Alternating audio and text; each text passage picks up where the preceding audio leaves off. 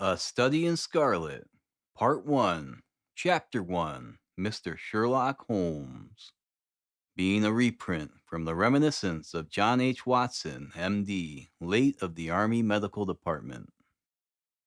In the year 1878, I took my degree of Doctor of Medicine of the University of London and proceeded to Netley to go through the course prescribed for surgeons in the Army.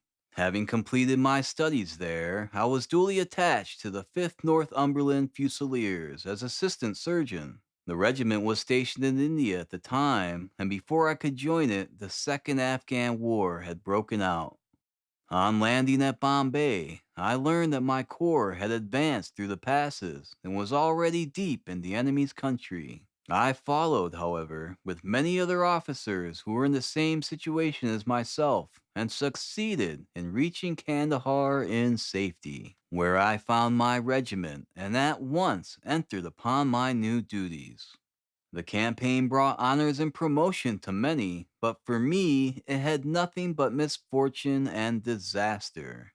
I was removed from my brigade and attached to the Berkshires, with whom I served at the fatal Battle of Maiwand. There I was struck on the shoulder by a Giselle bullet, which shattered the bone and grazed the subclavian artery. I should have fallen into the hands of the murderous Ghazis had it not been for the devotion and courage shown by Murray, my orderly, who threw me across a pack horse and succeeded in bringing me safely to the British lines. Worn with pain and weak from the prolonged hardships which I had undergone, I was removed with a great train of wounded sufferers to the base hospital at Peshawar. Here I rallied, and had already improved so far as to be able to walk about the wards, and even to bask a little upon the veranda, when I was struck down by enteric fever, that curse of our Indian possessions. For months my life was despaired of, and when at last I came to myself and became convalescent, I was so weak and emaciated that the medical board determined that not a day should be lost in sending me back to England. I was dispatched accordingly in the troop ship Orontes and landed a month later on Portsmouth Jetty, with my health irretrievably ruined, but with permission from a paternal government to spend the next 9 months in attempting to improve it. I had neither kith nor kin in England, and was therefore as free as air, or as free as an income of 11 shillings and sixpence a day will permit a man to be. Under such circumstances, I naturally gravitated to London, that great cesspool into which all the loungers and idlers of the empire are irresistibly drained. There I stayed for some time at a private hotel in the Strand, leading a comfortless, meaningless existence, and spending such money as I had considerably more freely than I ought. So alarming did the state of my finances become that I soon realized that I must either leave the metropolis and rusticate somewhere in the country, or that I must make a complete alteration in my style of living. Choosing the latter alternative, I began by making up my mind to leave the hotel and to take up my quarters in some less pretentious and less expensive domicile. On the very day that I had come to this conclusion, I was standing at the Criterion bar when someone tapped me on the shoulder, and turning round, I recognized young Stamford, who had been a dresser under me at Bart's. The sight of a friendly face in the great wilderness of London is a pleasant thing indeed to a lonely man. In the old days, Stamford had never been a particular crony of mine, but now I hailed him with enthusiasm, and he, in his turn, appeared to be delighted to see me. In the exuberance of my joy, I asked him to lunch with me at the Holborn, and we started off together in a hansom. "Whatever have you been doing with yourself, Watson?" he asked in undisguised wonder as we rattled through the crowded London streets. "You are as thin as a lathe and as brown as a nut." I gave him a short sketch of my adventures, and had hardly concluded it by the time that we reached our destination. "Poor devil!" he said commiseratingly, after he had listened to my misfortunes. "What are you up to now?" "Looking for lodgings," I answered. trying to solve the problem as to whether it is possible to get comfortable rooms at a reasonable price. That's a strange thing, remarked my companion. You are the second man today that has used that expression to me. And who was the first? I asked. A fellow who was working at the chemical laboratory up at the hospital. He was bemoaning himself this morning because he could not get someone to go halves with him in some nice rooms which he had found, and which were too much for his purse.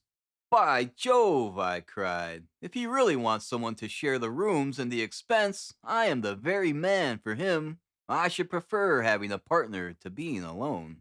Young Stamford looked rather strangely at me over his wine glass.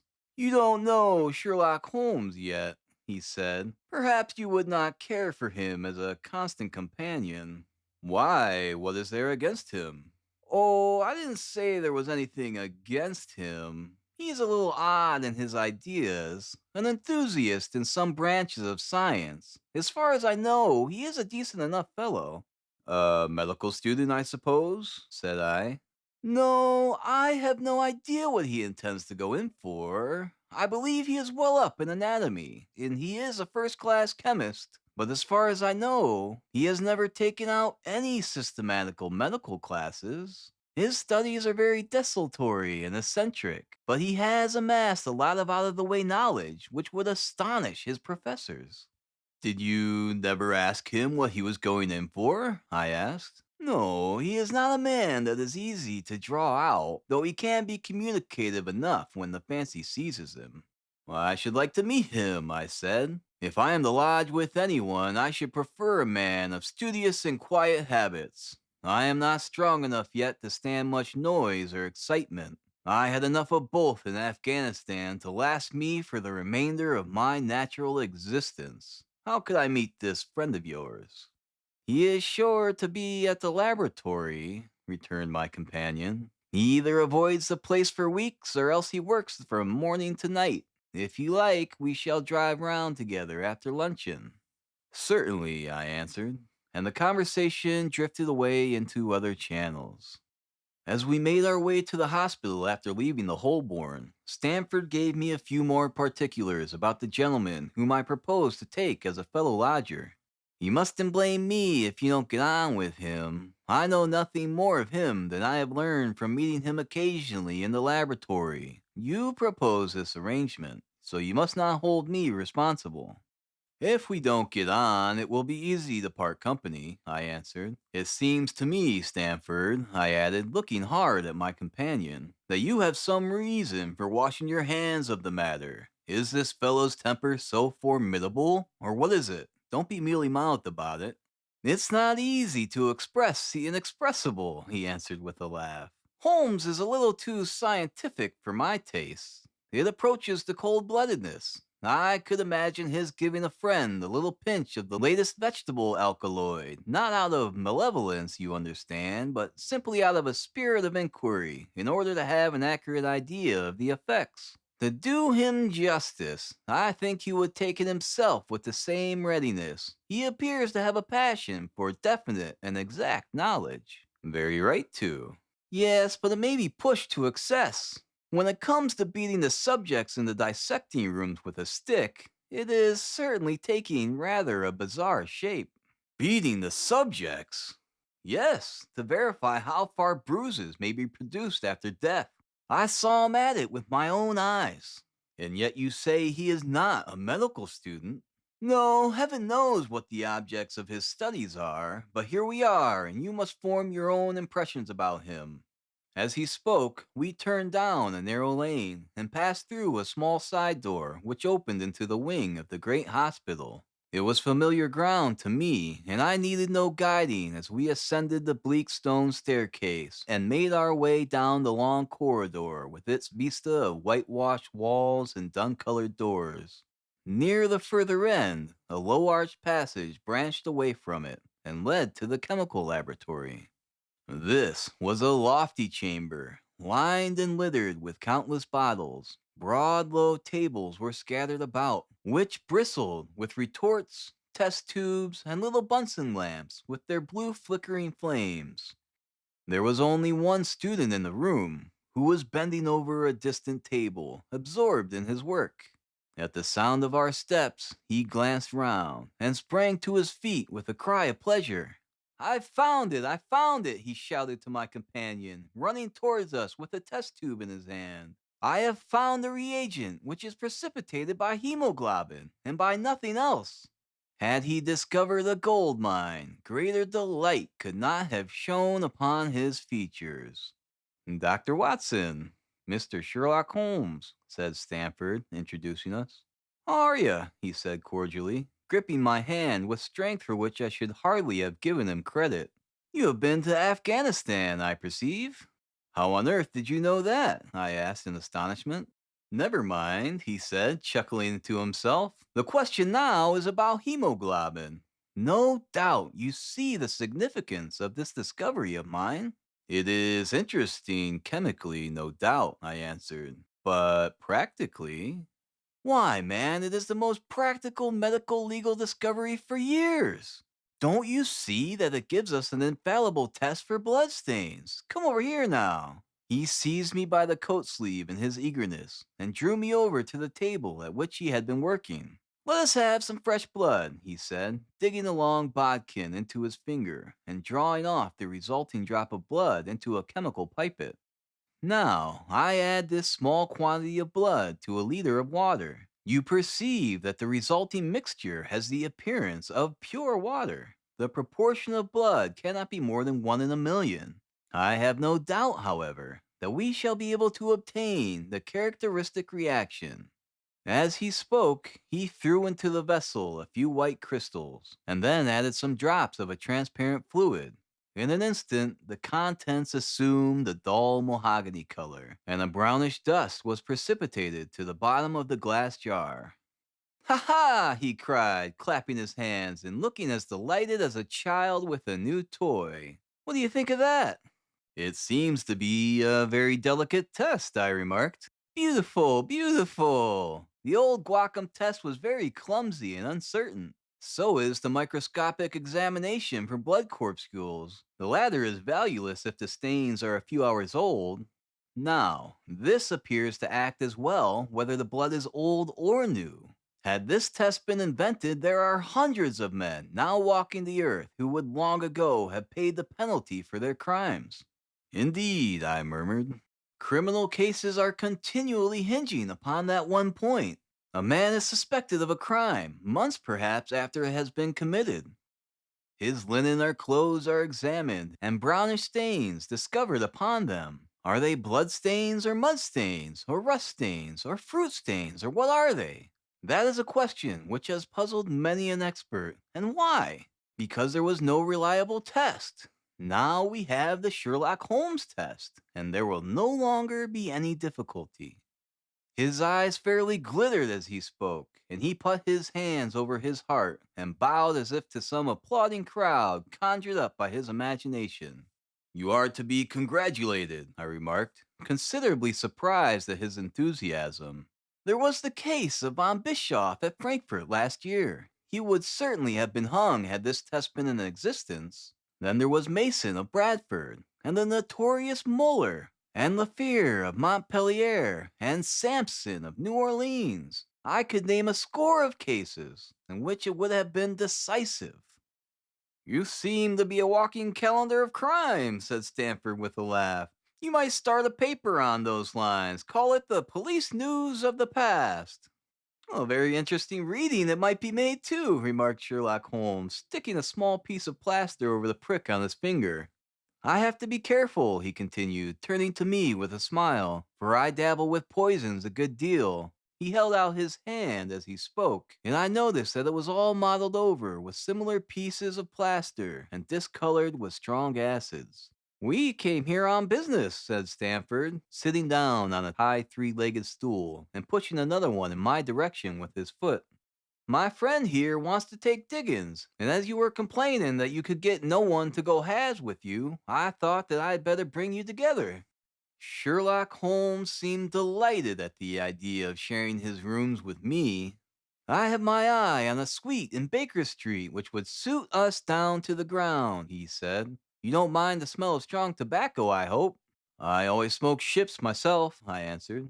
That's good enough. I generally have chemicals about and occasionally do experiments. Would that annoy you? By no means. Let me see. What are my other shortcomings? I get in the dumps at times and don't open my mouth for days on end. You must not think that I am sulky when I do that. Just let me alone and I'll soon be right. What have you to confess now? It's just as well for two fellows to know the worst of one another before they begin to live together. I laughed at this cross examination. I keep a bullpup, I said, and I object to rows because my nerves are shaken, and I get up all sorts of ungodly hours, and I am extremely lazy. I have another set of vices when I'm well, but those are the principal ones at present. Do you include violin playing in your category of rows? He asked anxiously. It depends on the player, I answered. A well played violin is a treat for the gods. A badly played one. Oh, that's all right, he cried with a merry laugh. I think we may consider the thing as settled. That is, if the rooms are agreeable to you. When shall we see them? Call for me here at noon tomorrow, and we'll go together and settle everything, he answered. All right, noon exactly, I said, shaking his hand. We left him working among his chemicals, and we walked together towards my hotel. By the way, I asked suddenly, stopping and turning upon Stanford, how the deuce did he know that I had come from Afghanistan? My companion smiled an enigmatical smile. That's just his little peculiarity, he said. A good many people have wanted to know how he finds things out. Oh, a mystery, is it? I cried, rubbing my hands together. This is very piquant. I am much obliged to you for bringing us together. The proper study of mankind is man, you know. You must study him then, Stamper said as he bade me goodbye. You'll find him a knotty problem, though. I'll wager he learns more about you than you about him. Goodbye. Goodbye, I answered, and strolled on to my hotel, considerably interested in my new acquaintance. Chapter 2: The Science of Deduction. We met next day as he had arranged, and inspected the rooms at number 221B Baker Street, of which he had spoken at our meeting. They consisted of a couple of comfortable bedrooms and a single large airy sitting room, cheerfully furnished and illuminated by two broad windows. So desirable in every way were the apartments, and so moderate did the terms seem when divided between us, that the bargain was concluded upon the spot, and we at once entered into possession. That very evening I moved my things round from the hotel, and on the following morning Sherlock Holmes followed me with several boxes and portmanteaus. For a day or two we were busily employed in unpacking and laying out our property to the best advantage. That done, we gradually began to settle down and to accommodate ourselves to our new surroundings. Holmes was certainly not a difficult man to live with. He was quiet in his ways, and his habits were regular. It was rare for him to be up after 10 at night, and he had invariably breakfasted and gone out before I rose in the morning. Sometimes he spent his day at the chemical laboratory, sometimes in the dissecting room, and occasionally in long walks, which appeared to take him into the lowest portions of the city. Nothing could exceed his energy when the working fit was upon him, but now and again a reaction would seize him, and for days on end he would lie upon the sofa in the sitting room, hardly uttering a word or moving a muscle from morning to night.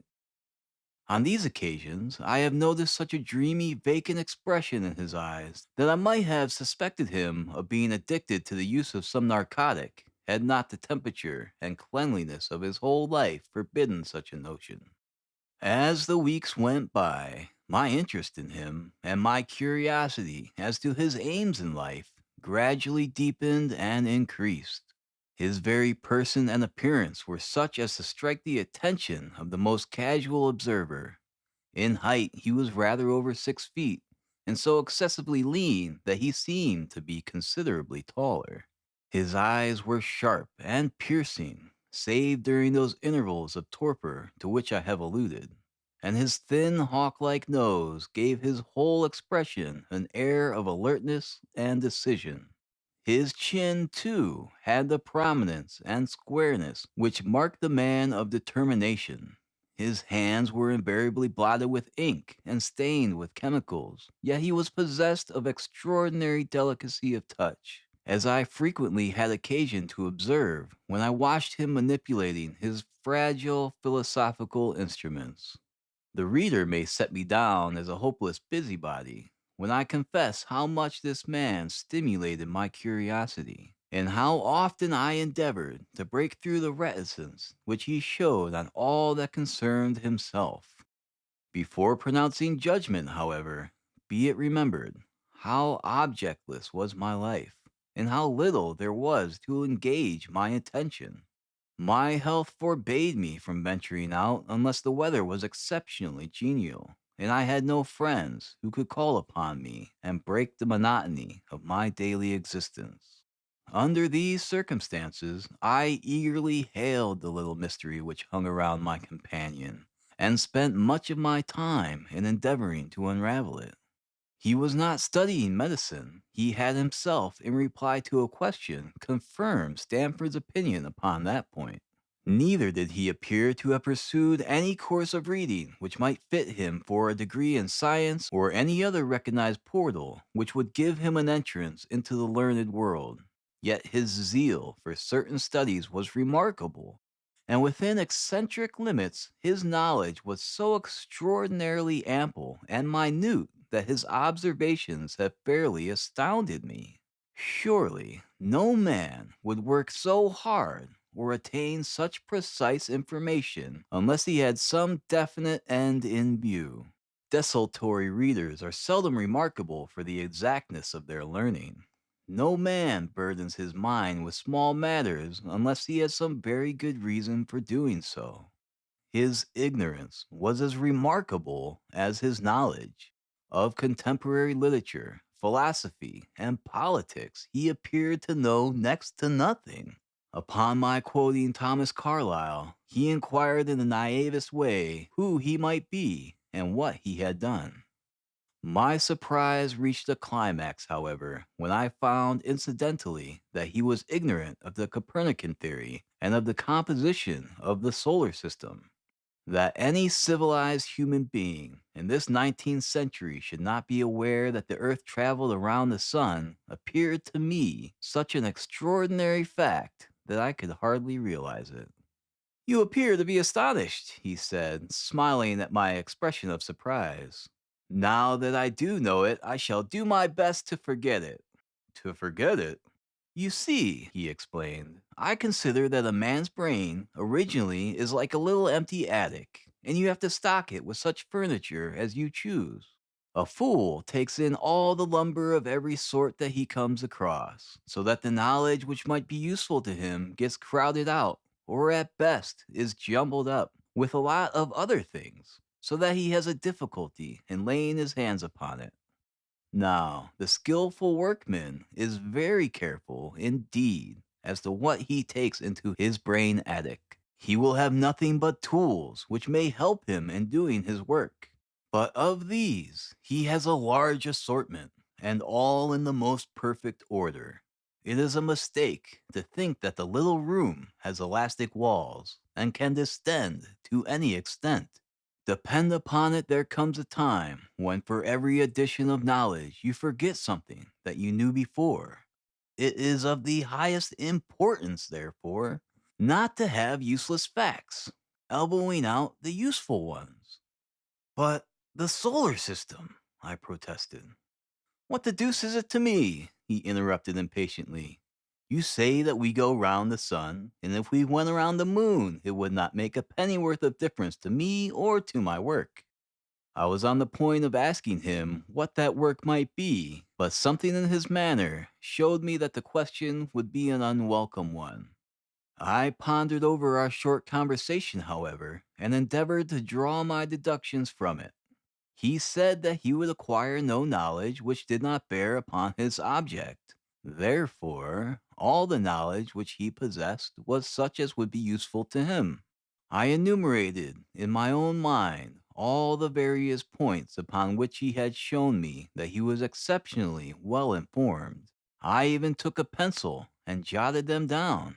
I could not help smiling at the document when I had completed it. It ran in this way: Sherlock Holmes and his limits. Knowledge of literature, nil. Philosophy, nil. Astronomy, nil. Politics, feeble. Botany, variable. Well up in belladonna, opium, and poisons generally.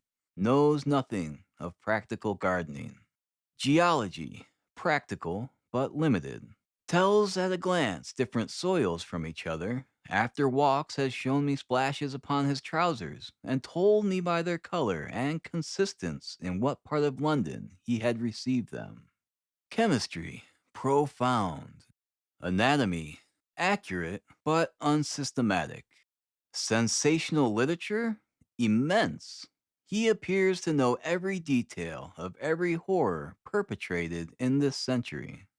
Plays the violin well, is an expert single stick player, boxer, and swordsman, has a good practical knowledge of British law. When I had got so far in my list, I threw it into the fire in despair. If I can only find what the fellow is driving at by reconciling all these accomplishments and discovering a calling which needs them all, I said to myself, I may as well give up the attempt at once. I see that I have alluded above to his powers upon the violin. These were very remarkable, but as eccentric as all of his other accomplishments. That he could play pieces, and difficult pieces, I knew well, because at my request he has played me some of Mendelssohn's Lidar and other favorites. When left to himself, however, he would seldom produce any music or attempt any recognized air.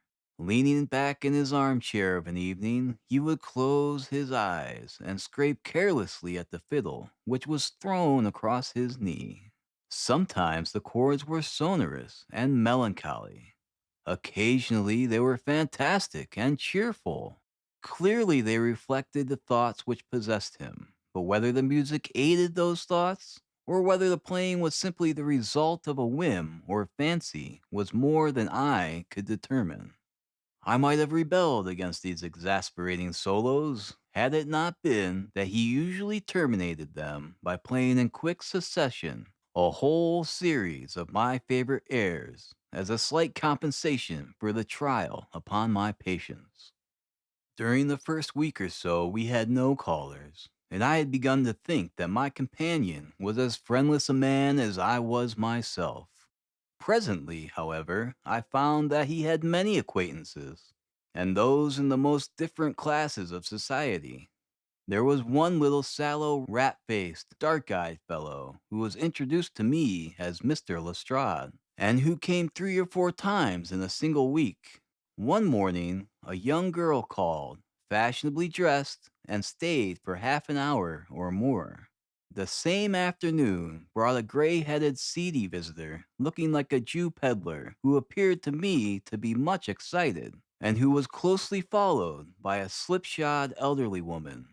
On another occasion, an old white-haired gentleman had an interview with my companion, and on another, a railway porter in his velveteen uniform. When any of these nondescript individuals put in an appearance, Sherlock Holmes used to beg for the use of the sitting room, and I would retire to my bedroom. He always apologized to me for putting me to this inconvenience. I have to use this room as a place of business, he said, and these people are my clients. Again, I had an opportunity of asking him a point blank question, and again, my delicacy prevented me from forcing another man to confide in me. I imagined at the time that he had some strong reason for not alluding to it, but he soon dispelled the idea by coming round to the subject of his own accord. It was upon the 4th of March, as I have good reason to remember, that I rose somewhat earlier than usual, and found that Sherlock Holmes had not yet finished his breakfast. The landlady had become so accustomed to my late habits that my place had not been laid, nor my coffee prepared. With the unreasonable petulance of mankind, I rang the bell and gave a curt intimation that I was ready. Then I picked up a magazine from the table and attempted to while away the time with it, while my companion munched silently at his toast. One of the articles had a pencil mark at the heading, and I naturally began to run my eye through it. Its somewhat ambitious title was The Book of Life, and it attempted to show how much an observant man might learn by an accurate and systematic examination of all that came in his way. It struck me as being a remarkable mixture of shrewdness and absurdity. The reasoning was close and intense, but the deductions appeared to me to be far fetched and exaggerated. The writer claimed that a momentary expression, a twitch of a muscle, or a glance of an eye to fathom a man's inmost thoughts. Deceit, according to him, was an impossibility in the case of one trained to observation and analysis. His conclusions were as infallible as so many propositions of Euclid. So startling would his results appear to the uninitiated that until they learned the processes by which he had arrived at them, they might well consider him as a necromancer. From a drop of water, said the writer, a logician could infer the possibility of an Atlantic or a Niagara without having seen or heard of one or the other. So all life is a great chain, the nature of which is known whenever we are shown a single link of it. Like all other arts, the science of deduction and analysis is one which can only be acquired by a long and patient study. Nor is life long enough to allow any mortal to attain the highest possible perfection in it. Before turning to those moral and mental aspects of the matter which present the greatest difficulties, let the inquirer begin by mastering more elementary problems. Let him, on meeting a fellow mortal, learn at a glance to distinguish the history of the man and the trade or profession to which he belongs. Puerile as such an exercise may seem, it sharpens the faculties of observation and teaches one where to look and what to look for. By a man's fingernails, by his coat sleeve, by his boot, by his trouser knees, by the calluses of his forefinger and thumb, by his expression, by his shirt cuffs. By each of these things, a man's calling is plainly revealed. That all united should fail to enlighten the competent inquirer in any case is almost inconceivable. What ineffable twaddle, I cried, slapping the magazine down on the table. I never read such rubbish in my life. What is it? Asked Sherlock Holmes. Why, this article, I said, pointing at it with my egg spoon as I sat down to my breakfast. I see that you have read it since you have marked it. I don't deny that it is smartly written. It irritates me, though. It is evidently the theory of some armchair lounger who evolves all these neat little paradoxes in the seclusion of his own study. It is not practical. I should like to see him clapped down in a third-class carriage on the Underground and asked to give the trades of all his fellow travelers. I would lay 1,000 to 1 against him. You would lose your money, Sherlock Holmes remarked calmly. As for the article, I wrote it myself. You? Yes, I have a term both for observation and for deduction. The theories which I have expressed there, and which appear to you to be so chimerical, are really extremely practical. So practical that I depend upon them for my bread and cheese. And how? I asked involuntarily. Well, I have a trade of my own. I suppose I am the only one in the world. I'm a consulting detective, if you can understand what that is. Here in London, we have lots of government detectives, and lots of private ones. When these fellows are at fault, they come to me, and I manage to put them on the right scent. They lay all the evidence before me, and I am generally able, by the help of my knowledge of the history of crime, to set them straight. There's a strong family resemblance about misdeeds, and if you have all the details of 1,000 at your fingertips, it is odd if you can't unravel the 1,001st. Lestrade is a well known detective. He got himself into a fog recently over a forgery case, and that was what brought him here. And these other people? They are mostly sent on by private inquiry agencies. They are all people who are in trouble about something and want a little enlightening. I listen to their story, they listen to my comments, and then I pocket my fee. But do you mean to say, I said, that without leaving your room, you can unravel some knot which other men can make nothing of, although they have seen every detail for themselves? Quite so. I have a kind of intuition that way. Now and again, a case turns up which is a little more complex. Then I have to bustle about and see things with my own eyes. You see, I have a lot of special knowledge which I apply to the problem and which facilitates matters wonderfully. Those rules of deduction laid down in that article which aroused your scorn are invaluable to me in practical work. Observation, with me, is second nature. You appeared to be surprised when I told you on our first meeting that you had come from Afghanistan. You were told, no doubt. Nothing of the sort. I knew you came from Afghanistan.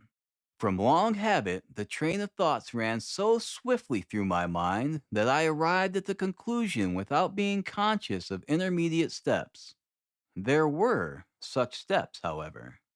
The train of reasoning ran. Here is a gentleman of a medical type, but with the air of a military man. Clearly an army doctor, then. He has just come from the tropics, for his face is dark, and that is not the natural tint for his skin, for his wrists are fair. He has undergone hardship and sickness, as his haggard face says clearly. His left arm has been injured. He holds it in a stiff and unnatural manner. Where in the tropics could an English army doctor have seen so much hardship and got his arm wounded? Clearly, in Afghanistan. The whole train of thought did not occupy a second. I then remarked that you came from Afghanistan, and you were astonished. It is simple enough as you explain it, I said, smiling. You remind me of Edgar Allan Poe's Dupin. I had no idea that such individuals did exist outside of stories. Sherlock Holmes rose and lit his pipe. No doubt you think that you are complimenting me in comparing me to Dupin, he observed. Now, in my opinion, Dupin was a very inferior fellow. That trick of his, of breaking in on his friend's thoughts with an apropos remark after a quarter of an hour's silence, is really very showy and superficial. He had some analytical genius, no doubt, but he was by no means such a phenomenon as Poe appeared to imagine. Have you read Jaborough's works? I asked. Does Lecoy come up to your idea of a detective? Sherlock Holmes sniffed sardonically. Lecoy was a miserable bungler, he said in an angry voice. He had only one thing to recommend him, and that was his energy. That book made me positively ill. The question was how to identify an unknown prisoner. I could have done it in 24 hours. Lecoy took 6 months or so. It might be made a textbook for detectives to teach them what to avoid. I felt rather indignant at having two characters whom I had admired treated in this cavalier style.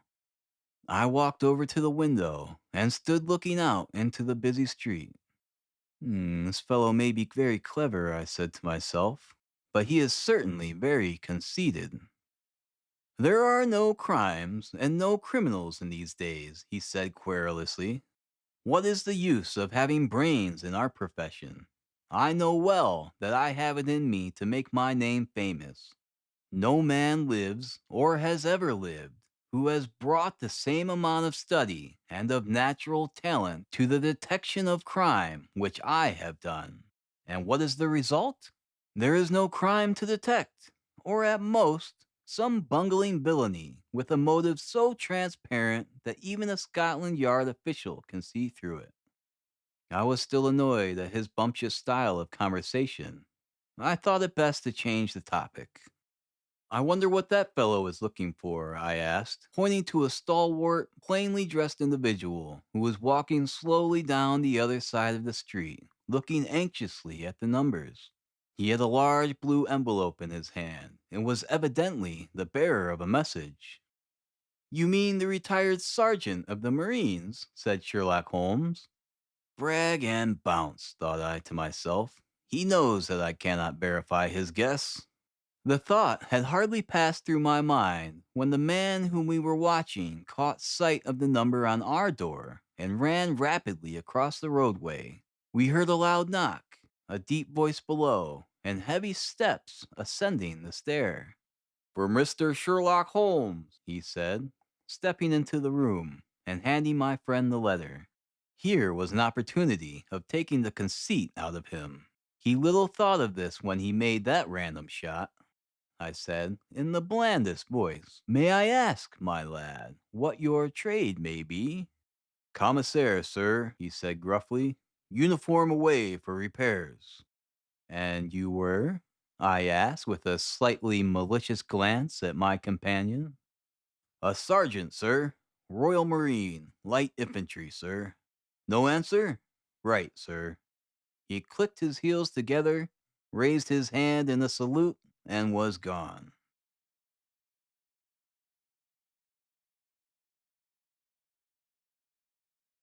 Chapter 3 The Lauriston Gardens Mystery. I confess that I was considerably startled by this fresh proof of the practical nature of my companion's theories. My respect for his powers of analysis increased wondrously. There still remained some lurking suspicion in my mind, however, that the whole thing was a prearranged episode intended to dazzle me. Though what earthly object he could have in taking me in was past my comprehension. When I looked at him, he had finished reading the note, and his eyes had assumed the vacant, lackluster expression which showed mental abstraction. How in the world did you deduce that? I asked. Deduce what? Said he petulantly. Why, that he was a retired sergeant of Marines. I have no time for trifles, he answered brusquely. Then with a smile, excuse my rudeness. You broke the thread of my thoughts, but perhaps it is as well. So you actually were not able to see that that man was a sergeant of Marines? No, indeed. It was easier to know it than to explain why I knew it. If you were asked to prove that 2 and 2 made 4, you might find some difficulty, and yet you are quite sure of the fact. Even across the street, I could see a great blue anchor tattooed on the back of the fellow's hand. That smacked of the sea. He had a military carriage, however, and regulation side whiskers. There we have the Marine. He was a man with some amount of self-importance and a certain air of command. You must have observed the way in which he held his head and swung his cane. A steady, respectable, middle-aged man, too, on the face of him. All facts which led me to believe that he had been a sergeant. Wonderful, I cried. Commonplace, said Holmes, though I thought from his expression that he was pleased at my evident surprise and admiration. I said just now that there were no criminals. It appears that I am wrong. Look at this. He threw me over the note which the commissaire had brought. Why, I cried as I cast my eye over it, this is terrible. It does seem to be a little out of common, he remarked calmly. Would you mind reading to me aloud? This is the letter which I read to him. My dear Mr. Sherlock Holmes, there has been a bad business during the night at 3 Lauriston Gardens, off the Brixton Road. Our man on the beat saw a light there about 2 in the morning, and as the house was an empty one, suspected that something was amiss. He found the door open, and in the front room, which is bare of furniture, discovered the body of a gentleman, well dressed, and having cards in his pocket bearing the name of Enoch J. Drebber, Cleveland, Ohio, USA. There had been no robbery, nor is there any evidence as to how the man met his death. There are marks of blood in the room, but there is no wound upon his person. We are at a loss as to how he came into the empty house. Indeed, the whole affair is a puzzler. If you can come round to the house any time before 12, you will find me there. I have left everything in status quo until I hear from you. If you are unable to come, I shall give you fuller details, and would esteem it a great kindness if you would favor me with your opinion. Yours faithfully, Tobias Gregson. Gregson is the smartest of the Scotland Yarders, my friend remarked. He and Lestrade are the pick of a bad lot. They are both quick and energetic, but conventional, shockingly so. They have their knives into one another, too. They are as jealous as a pair of professional beauties. There will be some fun over this case if they are both put upon the scent. I was amazed at the calm way in which he had rippled on. Surely there is not a moment to be lost, I cried. Shall I go and order you a cab? I'm not sure about whether I shall go. I am the most incurably lazy devil that ever stood in shoe leather. That is, when the fit is on me, for I can be spry enough at times. Why, it is just such a chance as you have been longing for. My dear fellow, what does it matter to me? Supposing I unravel the whole matter, you may be sure that Gregson, Lestrade, and company will pocket all the credit that comes of being an unofficial personage. But he begs you to help him. Yes, he knows that I am his superior, and acknowledges it to me, but he would cut his tongue out before he would own it to any third person. However, we may as well go and have a look. I shall work it out on my own hook. I may have a laugh at them if I have nothing else. Come on. He hustled on his overcoat and bustled about in a way that showed an energetic fit had superseded the apathetic one. Get your hat, he said. You wish me to come? Yes, if you have nothing better to do. A minute later, we were both in a hansom, driving furiously for the Brixton Road. It was a foggy, cloudy morning, and the dun-colored veil hung over the housetops, looking like the reflection of the mud-colored streets beneath.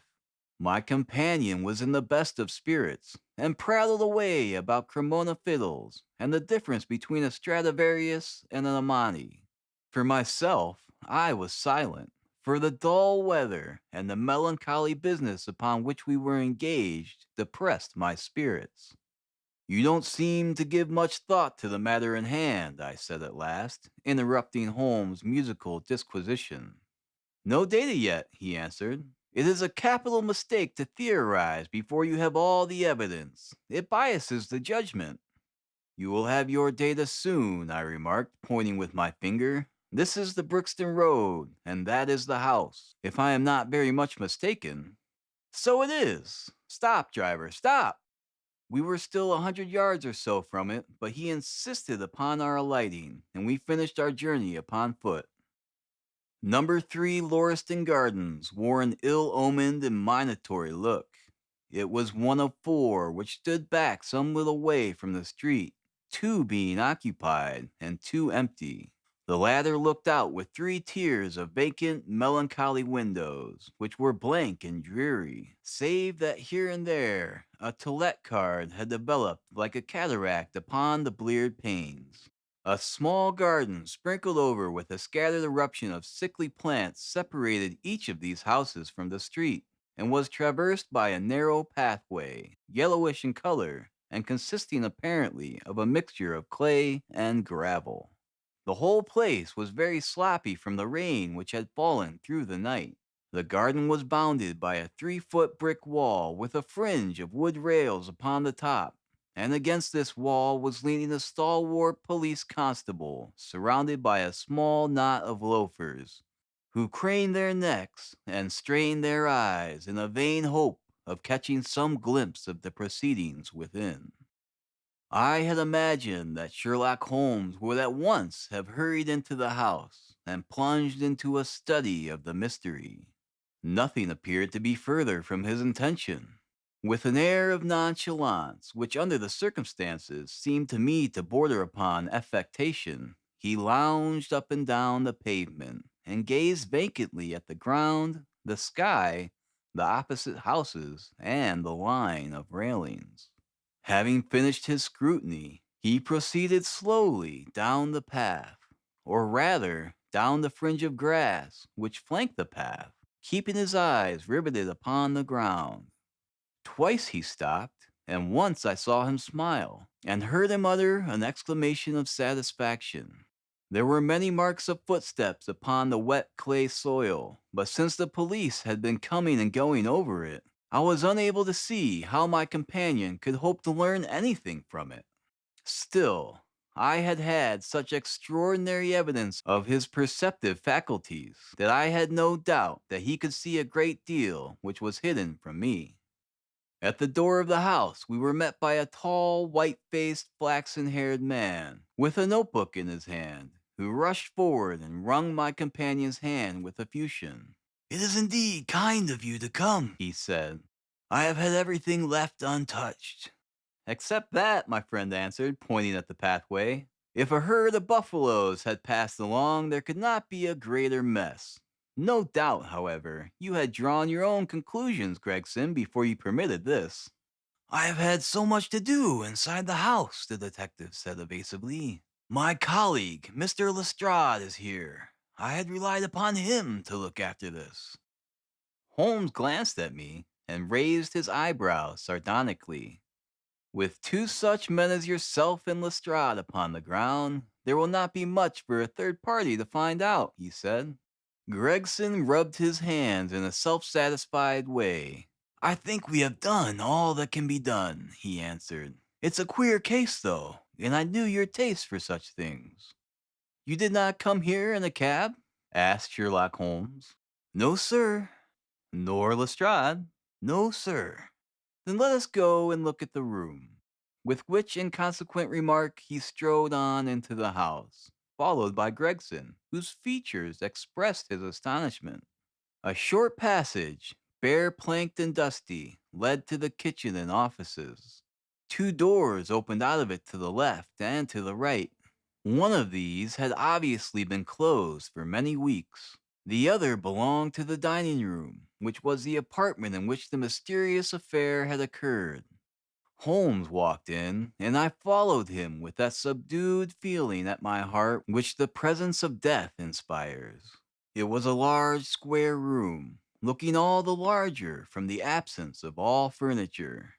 A vulgar flaring paper adorned the walls, but it was blotched in places with mildew, and here and there great strips had become detached and hung down, exposing the yellow plaster beneath. Opposite the door was a showy fireplace, surmounted by a mantelpiece of imitation white marble. On one corner of this was stuck the stump of a red wax candle. The solitary window was so dirty, and the light was hazy and uncertain, giving a dull gray tinge to everything, which was intensified by the thick layer of dust which coated the whole apartment. All these details I observed afterwards. At the present, my attention was centered upon the single grim, motionless figure which lay stretched upon the boards, with vacant, sightless eyes staring up at the discolored ceiling. It was that of a man about 43 or 44 years of age, middle-sized, broad-shouldered, with crisp curling black hair and a short, stubbly beard. He was dressed in a heavy broadcloth frock coat and waistcoat, with light-colored trousers, and immaculate color and cuffs. A top hat, well brushed and trim, was placed upon the floor beside him. His hands were clenched, and his arms were thrown abroad, while his lower limbs were interlocked as though his death struggle had been a grievous one. On his rigid face there stood an expression of horror, and as it seemed to me, of hatred, such as I have never seen upon human features. This malignant and terrible contortion, combined with the low forehead, blunt nose, and pugnacious jaw, gave the dead man a singularly simious and ape-like appearance, which was increased by his writhing, unnatural posture. I have seen death in many forms, but never has it appeared to me in a more fearsome aspect than in that dark, grimy apartment, which looked out upon one of the main arteries of suburban London. Lestrade, lean and ferret-like as ever, was standing by the doorway and greeted my companion and myself. "This case will make a stir, sir," he remarked. "It beats anything I have seen, and I am no chicken." "There is no clue," said Gregson. "None at all," chimed in Lestrade. Sherlock Holmes approached the body and, kneeling down, examined it intently.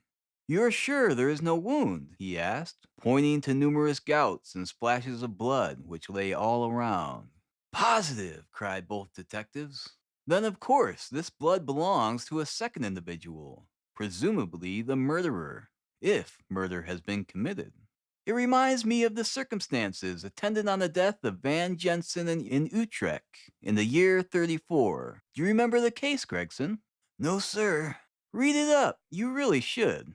There is nothing new under the sun. It has all been done before." As he spoke, his nimble fingers were flying here, there, and everywhere, feeling, pressing, unbuttoning, examining, while his eyes wore the same faraway expression which I have already remarked upon. So swiftly was the examination made that one would hardly have guessed the minuteness with which it was conducted. Finally, he sniffed the dead man's lips, and then glanced at the soles of his patent leather boots. "Has he not been moved at all?" he asked. "No more than was necessary for the purposes of our examination." "You can take him to the mortuary now," he said. "There is nothing more to be learned." Gregson had a stretcher and 4 men at hand. At his call, they entered the room, and the stranger was lifted and carried out. As they raised him, a ring tinkled down and rolled across the floor. Lestrade grabbed it up and stared at it with mystified eyes. "There's been a woman here," he cried. "It's a woman's wedding ring." He held it out as he spoke upon the palm of his hand. We all gathered round him and gazed at it. There could be no doubt that the circlet of plain gold had once adorned the finger of a bride. "This complicates matters," said Gregson. "Heaven knows they were complicated enough before." "You're sure it doesn't simplify them?" observed Holmes. "There's nothing to be learned by staring at it. What did you find in his pockets?" "We have it all here," said Gregson, pointing to a litter of objects upon one of the bottom steps of the stairs. "A gold watch, number 97163 by Barode of London. Gold Albert chain, very heavy and solid. Gold ring with Masonic device. Gold pin. Bulldog's head with rubies as eyes. Russian leather card case with cards of Enoch J. Jebber of Cleveland, corresponding with the EJD upon the linen. No purse, but loose money to the extent of £7 13. Pocket edition of Boccaccio's Decameron, with name of Joseph Strangerson upon the flyleaf. 2 letters, one addressed to E.J. Drebber and one to Joseph Strangerson." "At what address?" "American Exchange, Strand, to be left till called for. They are both from the Guion Steamship Company, and refer to the sailing of their boats from Liverpool. It is clear that this unfortunate man was about to return to New York." "Have you made any inquiries as to this man, Strangerson?" "I did at once, sir," said Gregson. "I have had advertisements sent to all the newspapers, and one of my men has gone to the American Exchange, but he has not returned yet." "Have you sent to Cleveland?" "We telegraphed this morning." "How did you word your inquiries?" "We simply detailed the circumstances, and said that we should be glad of any information which could help us." "You did not ask for any particulars on any point which appeared to be crucial?" "I asked about Strangerson." "Nothing else? Is there no circumstance on which the whole case appears to hinge? Will you not telegraph again?" "I have said all I have to say," said Gregson in an offended voice. Sherlock Holmes chuckled to himself. and appeared to be about to make some remark when Lestrade, who had been in the front room while we were holding this conversation in the hall, reappeared upon the scene, rubbing his hands in a pompous and self-satisfied manner. "Mr. Gregson," he said, "I have just made a discovery of the highest importance, and one which would have been overlooked had I not made a careful examination of the walls." The little man's eyes sparkled as he spoke, and he was evidently in a state of suppressed exultation at having scored a point against his colleague. "Come here," he said, bustling back into the room, the atmosphere of which felt clearer since the removal of its ghastly inmate. "Now, stand there." He struck a match on his boot and held it up against the wall. "Look at that," he said triumphantly. I have remarked that the paper had fallen away in parts. In this particular corner of the room, a large piece had peeled off, leaving a yellow square of coarse plastering. Across this bare space, there was scrawled in blood-red letters a single word: Rache. "What do you think of that?" cried the detective, with the air of a showman exhibiting his show. "This was overlooked because it was the darkest corner of the room, and no one thought of looking there. The murderer has written in it with his or her own blood. See this smear where it has trickled down the wall? That disposes of the idea of suicide, anyhow. Why was that corner chosen to write it on? I will tell you. See that candle on the mantelpiece? It was lit at the time, and if it was lit, this corner would be the brightest instead of the darkest portion of the wall." "And what does it mean now that you have found it?" asked Gregson in a depreciatory voice. "Mean? Why, it means that the writer was going to put the female name Rachel, but was disturbed before he or she had time to finish. You may mark my words, when this case comes to be cleared up, you will find that a woman named Rachel has something to do with it. It's all very well for you to laugh, Mr. Sherlock Holmes. You may be very smart and clever, but the old hound is the best, when all is said and done." "I really beg your pardon," said my companion, who had ruffled the little man's temper by bursting into an explosion of laughter. "You certainly have the credit of being the first of us to find this out.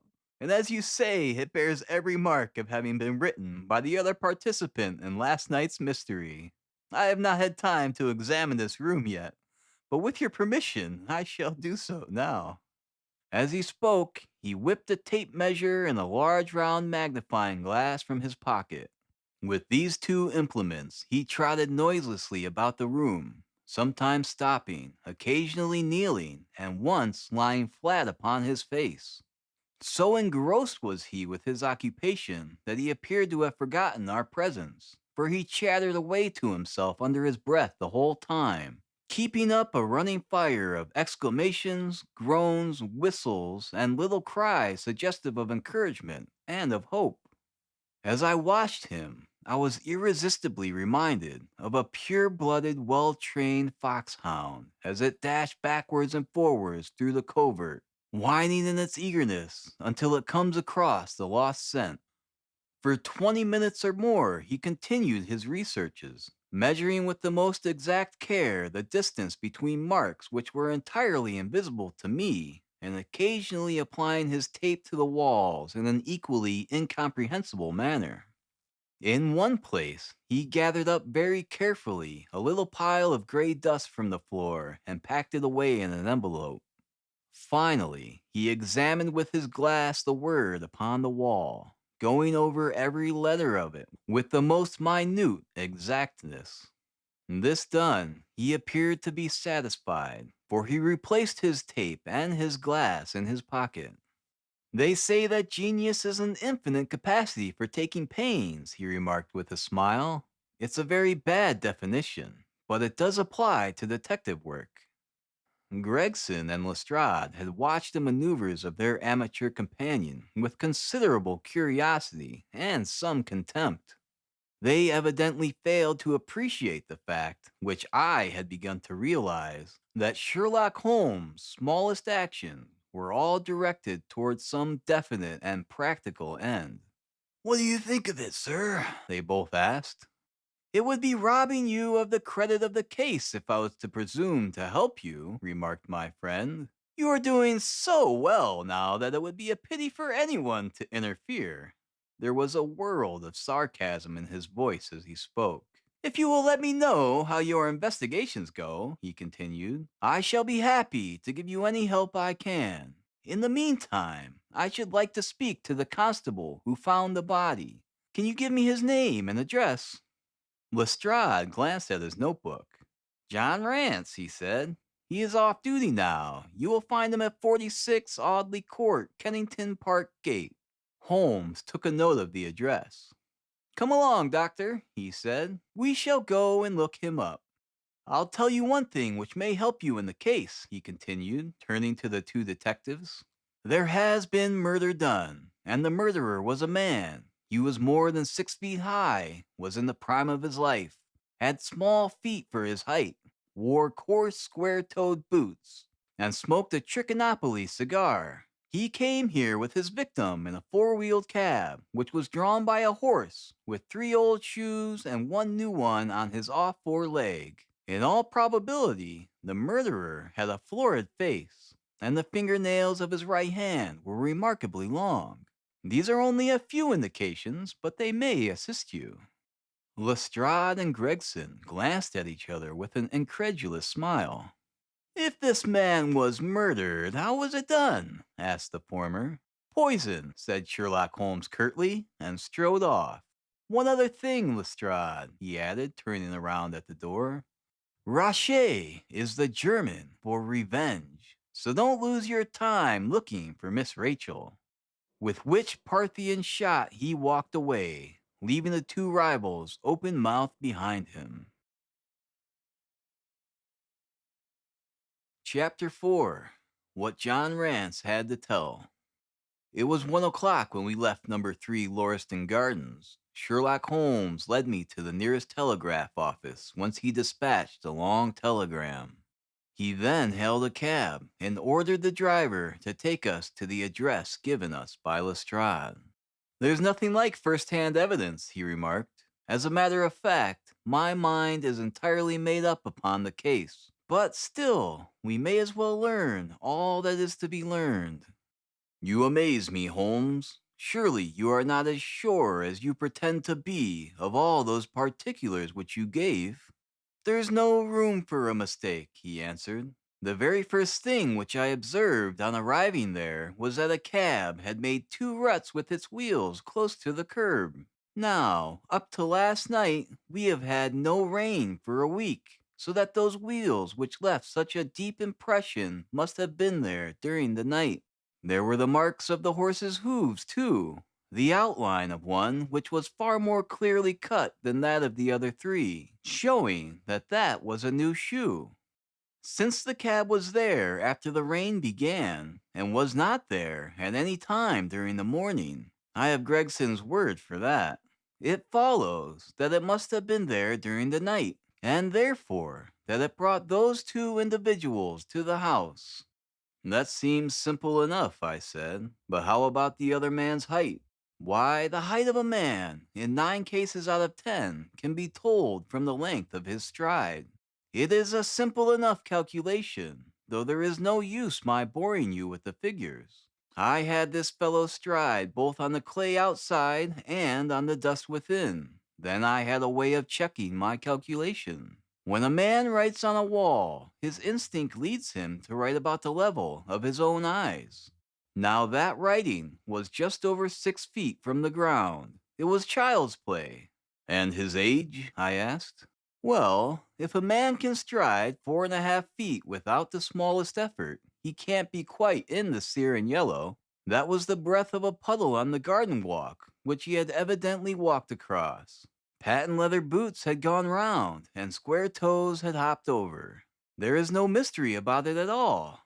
I am simply applying to ordinary life a few of those precepts of observation and deduction, which I advocated in that article. Is there anything else that puzzles you? The fingernails and the Trichinopoly, I suggested. The writing on the wall was done with a man's forefinger, dipped in blood. My glass allowed me to observe that the plaster was slightly scratched in doing it, which would not have been the case if the man's nails had been trimmed. I gathered up some scattered ash from the floor. It was dark in color and flaky, such an ash as is only made by a trichinopoly. I have made a special study of cigar ashes. In fact, I have written a monograph upon the subject. I flatter myself that I can distinguish at a glance the ash of any known brand, either of cigar or of tobacco. It is just in such details that the skilled detective differs from that of Gregson and Lestrade type. And the florid face? I asked. Ah, that was more of a daring shot, though I have no doubt that I was right. You must not ask me that at the present state of the affair. I passed my hand over my brow. My head is in a whirl, I remarked. The more one thinks of it, the more mysterious it grows. How came these two men, if there were two men, into an empty house? What has become of the cabman? Who drove them? How could one man compel another to take poison?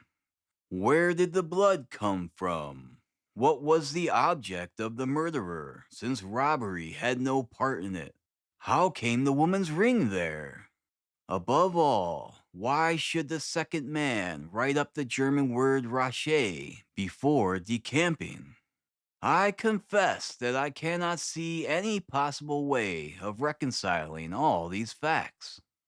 My companion smiled approvingly. You sum up the difficulties of the situation succinctly and well, he said. There is much that is still obscure, though I have quite made up my mind on the main facts. As to poor Lestrade's discovery, it was simply a blind intended to put the police upon a wrong track by suggesting socialism and secret societies. It was not done by a German. The A, if you noticed, was printed somewhat after the German fashion.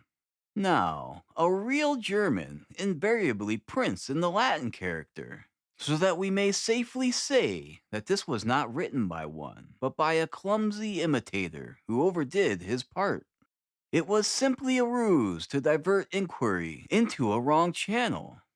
I'm not going to tell you much more of the case, Doctor. You know, a conjurer gets no credit when once he has explained his trick. And if I show you too much of my method of working, you will come to the conclusion that I am a very ordinary individual after all.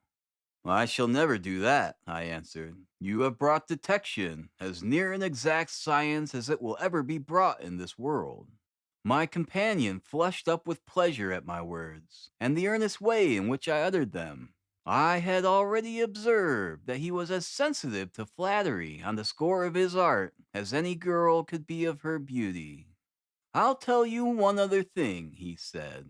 Patent leathers and square toes came in the same cab, and they walked down the pathway together as friendly as possible, arm in arm in all probability. When they got inside, they walked up and down the room, or rather, Patent leathers stood still while square toes walked up and down. I could read all that in the dust, and I could read that as he walked he grew more and more excited.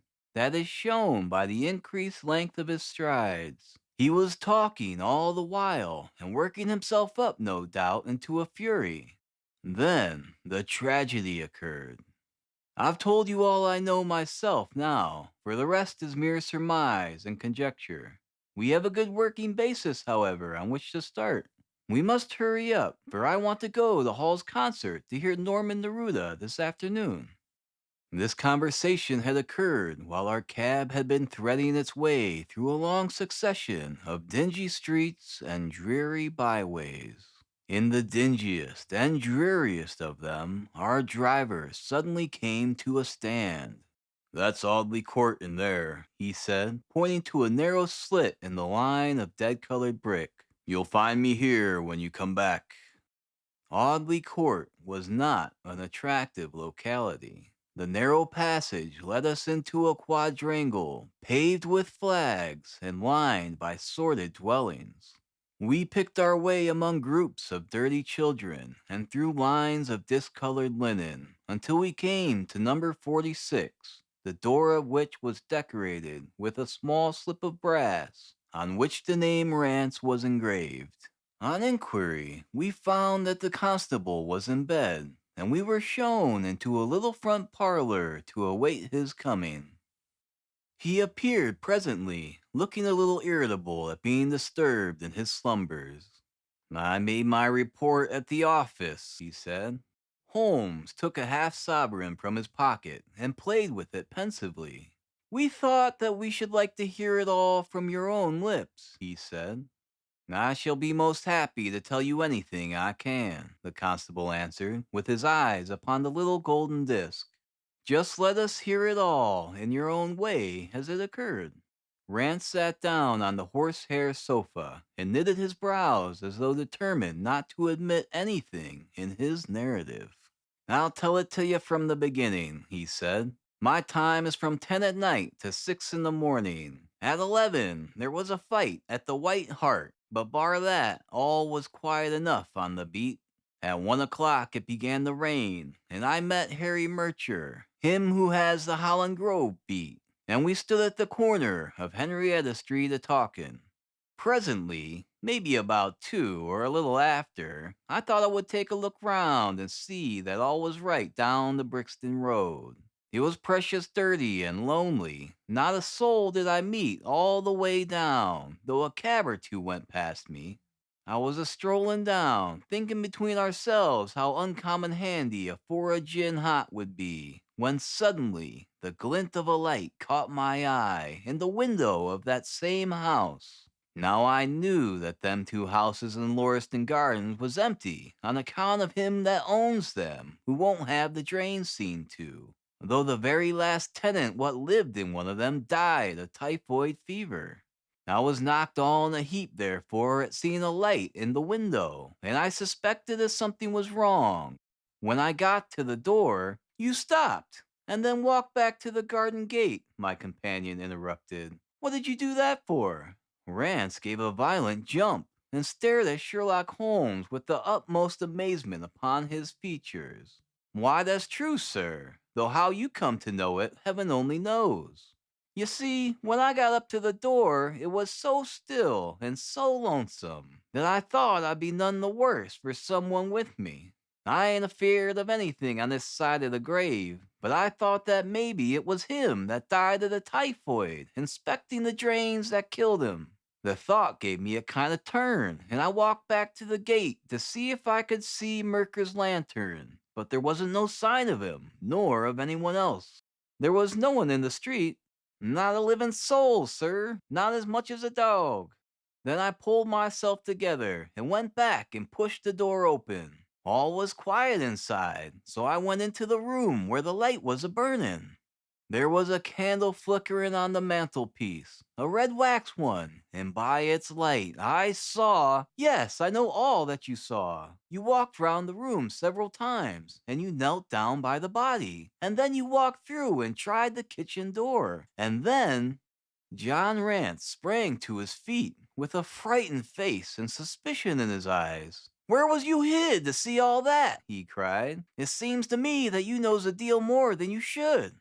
Holmes laughed and threw his card across the table to the constable. "Don't get arresting me for the murder," he said. "I am one of the hounds and not the wolf. Mr. Gregson or Mr. Lestrade will answer for that. Go on, though. What did you do next?" Rance resumed his seat, without, however, losing his mystified expression. "I went back to the gate and sounded my whistle. That brought Murcher and 2 more to the spot." "Was the street empty then?" "Well, it was, as far as anybody that could be of any good goes." "What do you mean?" The constable's features broadened into a grin. "I've seen many a drunk chap in my time," he said, "but never anyone so cryin' drunk as that cove. He was at the gate when I came out, a-leanin' up against the railings and a-singin' at the pitch of his lungs about Columbine's new-fangled banner, or some such stuff. He couldn't stand, far less help. "What sort of man was he?" asked Sherlock Holmes. John Rance appeared to be somewhat irritated at this digression. "He was an uncommon drunk sort of man," he said. "He'd have found hisself in the station if we hadn't been so took up." "His face? His dress? Didn't you notice them?" Holmes broke in impatiently. "I should think that I did notice them, seeing that I had to prop him up, me and Merker between us. He was a long chap, with a red face, the lower part muffled round." "That will do!" cried Holmes. "What became of him?" "We'd enough to do without looking after him," the policeman said, in an aggrieved voice. "I'll wager he found his way home all right." "How was he dressed?" "A brown overcoat." "Had he a whip in his hand?" "A whip? No." "He must have left it behind," muttered my companion. "You didn't happen to see or hear a cab after that?" "No." "There's a half-sovereign for you," my companion said, standing up and taking his hat. "I'm afraid, Rance, that you will never rise in the force. That head of yours should be for use as well as ornament. You might have gained your sergeant's stripes last night. The man whom you held in your hands is the man who holds the clue of this mystery and whom we are seeking. There's no use arguing about it now. I tell you that it is so. Come along, Doctor." We started off for the cab together, leaving our informant incredulous but obviously uncomfortable. "The blundering fool!" Holmes said bitterly, as we drove back to our lodgings. "Just to think of his having such an incomparable bit of good luck, and not taking advantage of it. I am rather in the dark still. It is true that the description of this man tallies with your idea of the second party in this mystery. But why should he come back to the house after leaving it? That is not the way of criminals. The ring, man, the ring! That was what he came back for. If we have no other way of catching him, we can always bait our line with the ring. I shall have him, Doctor. I'll lay you 2 to 1 that I have him. I must thank you for it all. I might not have gone but for you, and so have missed the finest study I ever came across. A study in Scarlet, eh? Why shouldn't we use a little art jargon? There's the scarlet thread of murder running through the colorless skein of life, and our duty is to unravel it, and isolate it, and expose every inch of it. And now for lunch, and then for Norman Neruda. Her attack and her bowing are splendid. What's that little thing of Chopin's she plays so magnificently? Tra la la, lira, lira, lay. Leaning back in the cab, this amateur bloodhound caroled away like a lark, while I meditated upon the many-sidedness of the human mind.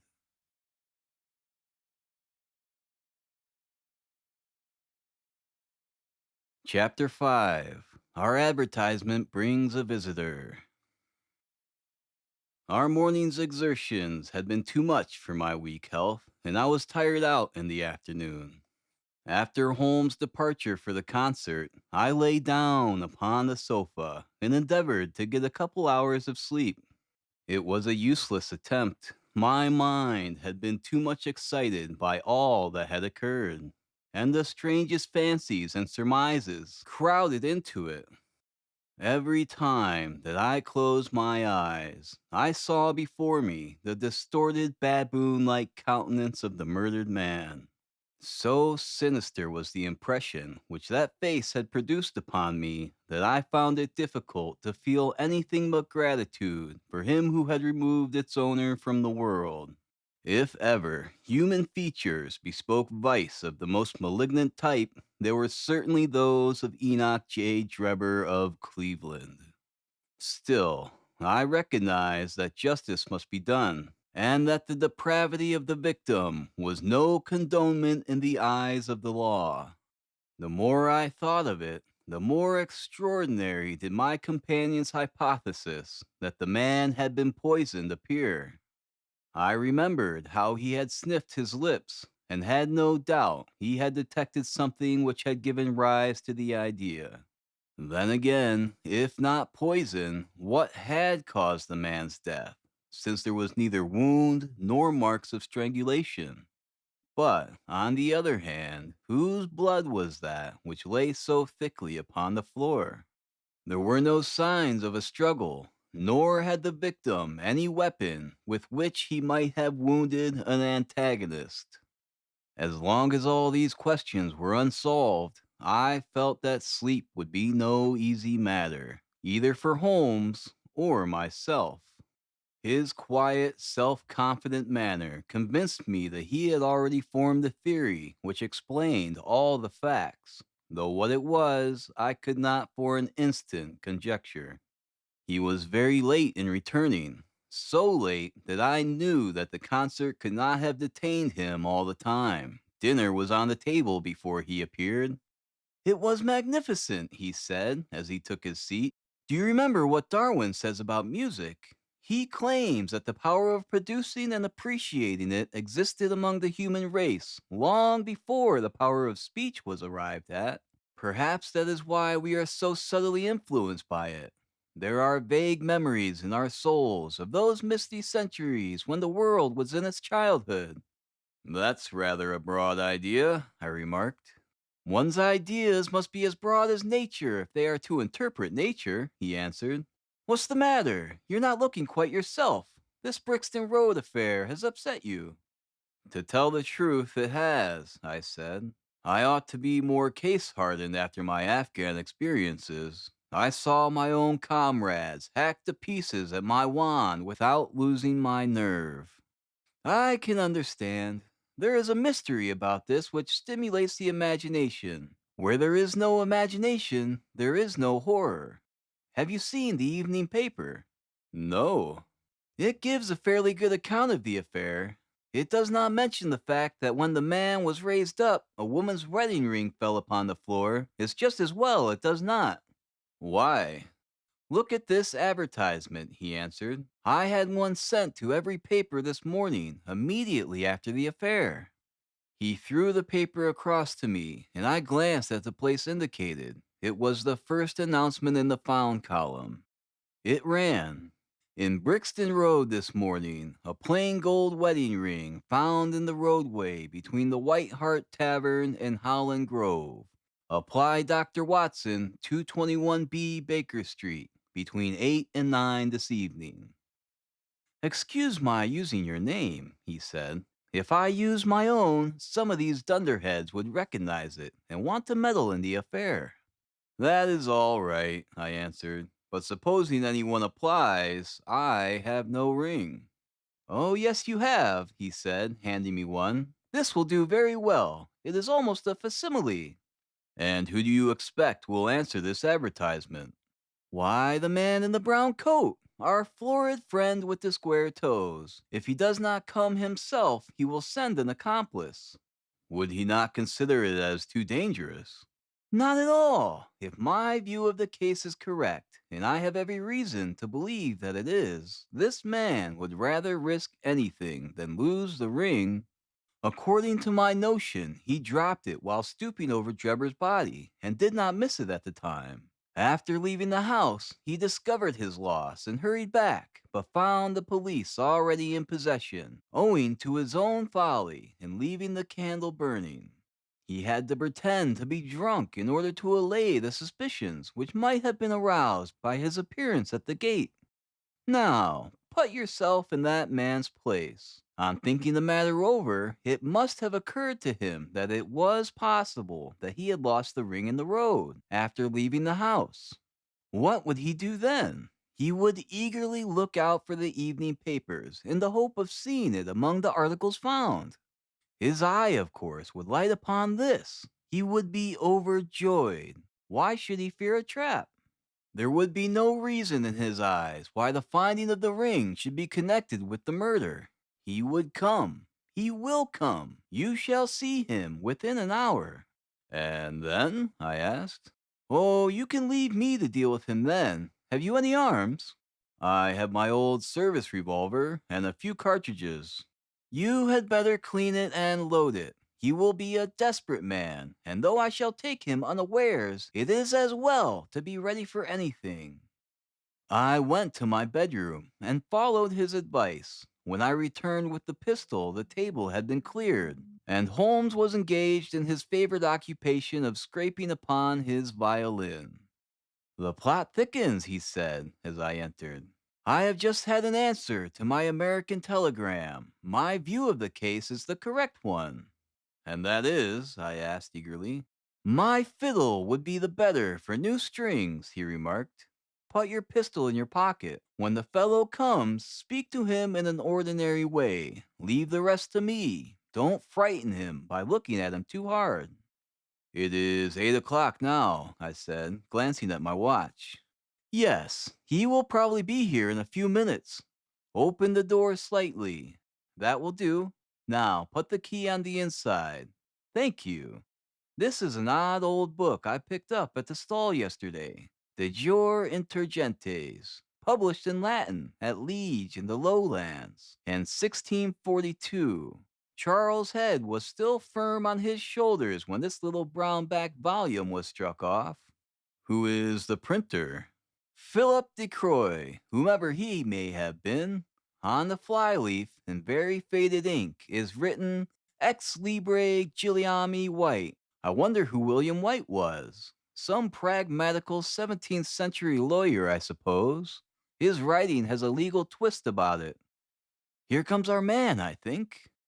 As he spoke, there was a sharp ring at the bell. Sherlock Holmes rose softly and moved his chair in the direction of the door.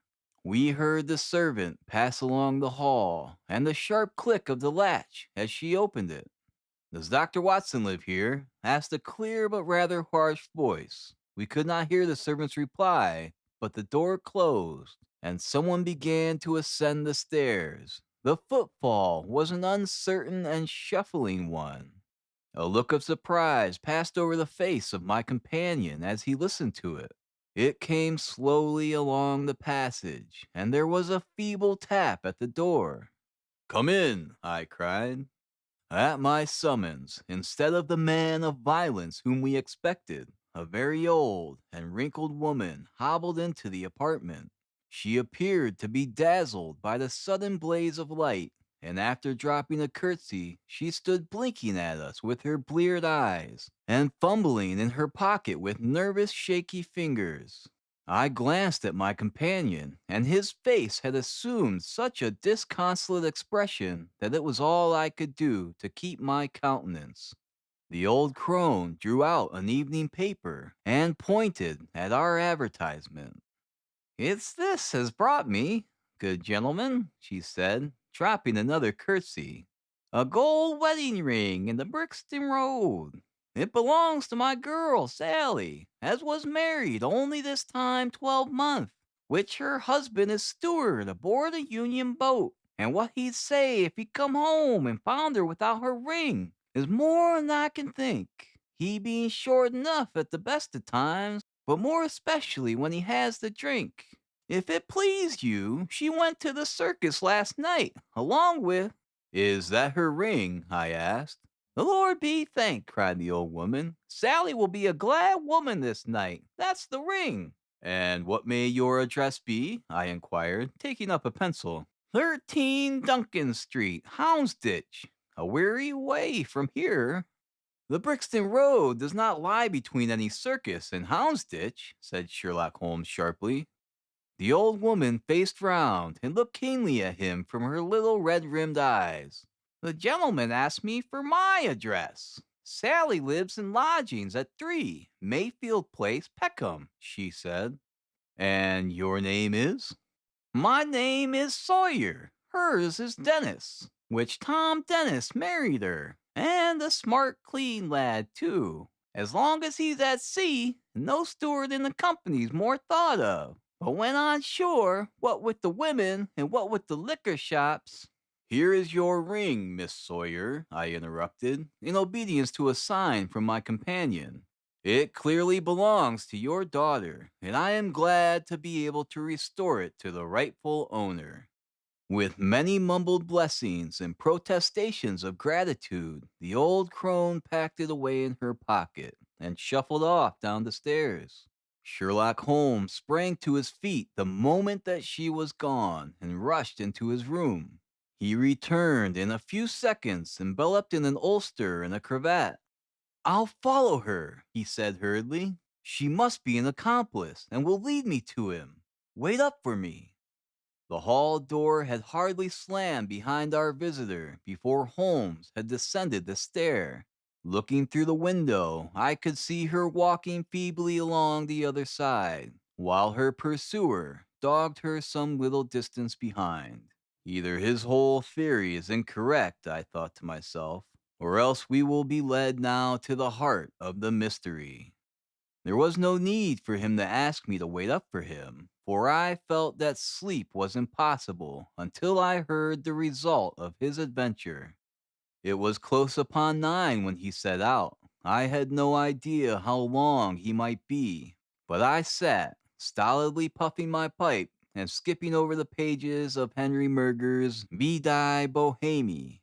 10 o'clock passed, and I heard the footsteps of the maid as they pattered off to bed.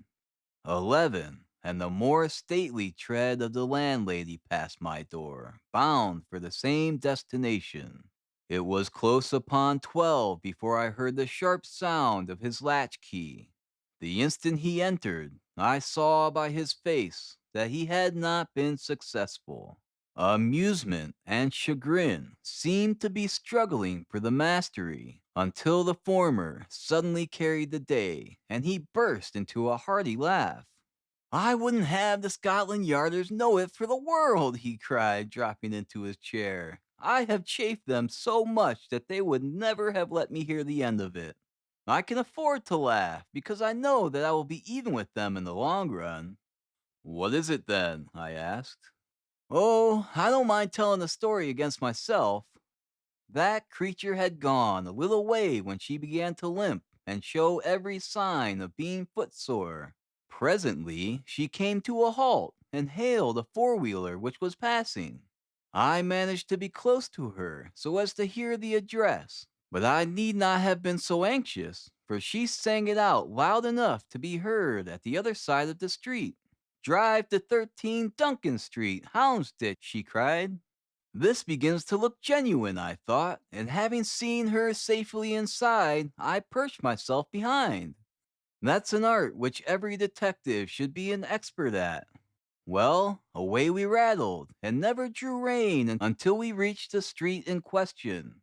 I hopped off before we came to the door, and strolled down the street in an easy lounging way.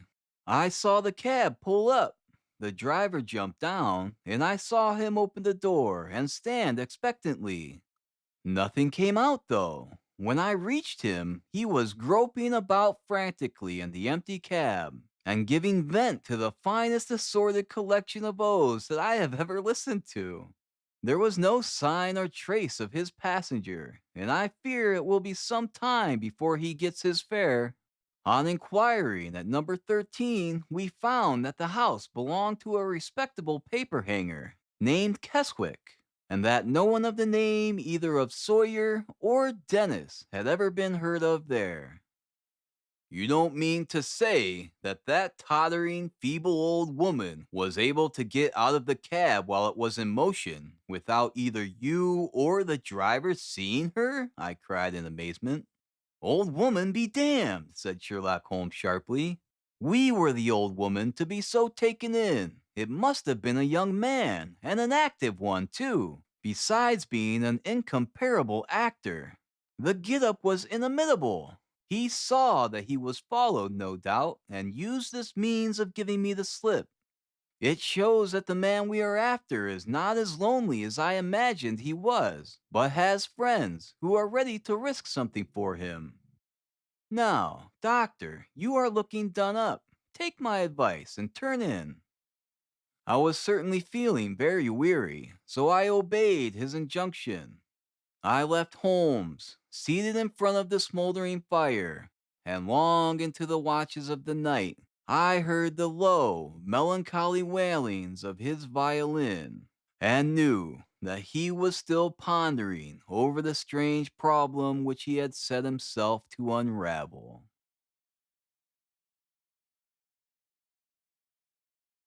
Chapter 6. Tobias Gregson Shows What He Can Do. The papers next day were full of the Brixton mystery, as they termed it. Each had a long account of the affair, and some had leaders upon it in addition. There was some information in them which was new to me. I still retain in my scrapbook numerous clippings and extracts bearing upon the case. Here is a condensation of a few of them. The Daily Telegraph remarked that in the history of crime there had seldom been a tragedy which presented stranger features. The German name of the victim, the absence of all other motive, and the sinister inscription on the wall all pointed to its perpetration by political refugees and revolutionists. The socialists had many branches in America, and the deceased had, no doubt, infringed upon their unwritten laws and been tracked down by them. After alluding airily to the Bemgeric Aqua Tofana, Carbonari, the Marcianus de Brimbilliers, the Darwinian theory, the principles of Malthus, and the Ratcliffe Highway murders, the article concluded by admonishing the government and advocating a closer watch over foreigners in England. The Standard commented upon the fact that lawless outrages of the sort usually occurred under a liberal administration. They arose from the unsettling of the minds of the masses and the consequent weakening of all authority. The deceased was an American gentleman who had been residing for some weeks in the metropolis. He had stayed at the boarding house of Madame Carpenter in Torquay Terrace, Camberwell. He was accompanied in his travels by his private secretary, Mr. Joseph Strangerson. The two bade adieu to their landlady upon Tuesday the 4th, and departed to Euston Station with the avowed intention of catching the Liverpool express. They were then seen together upon the platform. Nothing more is known of them until Mr. Drebber's body was, as recorded, discovered in an empty house in the Brixton Road, many miles from Euston. How he came there, or how he met his fate, are questions which are still involved in mystery. Nothing is known of the whereabouts of Strangerson. We are glad to learn that Mr. Lestrade and Mr. Gregson of Scotland Yard are both engaged upon the case, and it is confidently anticipated that these well-known officers will speedily throw light upon the matter. The Daily News observed that there was no doubt as to the crime being a political one. The despotism and hatred of liberalism which animated the continental governments had had the effect of driving to our shores a number of men who might have made excellent citizens were they not soured by the recollection of all that they had undergone.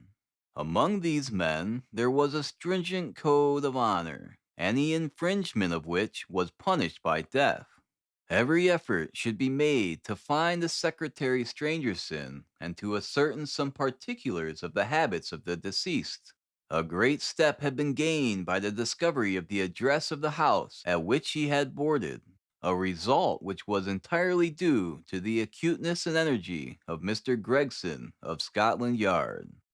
Sherlock Holmes and I read these notices over together at breakfast, and they appeared to afford him considerable amusement. I told you that, whatever happened, Lestrade and Gregson would be sure to score. That depends on how it turns out. Oh, bless you, it doesn't matter in the least. If the man is caught, it will be on account of their exertions.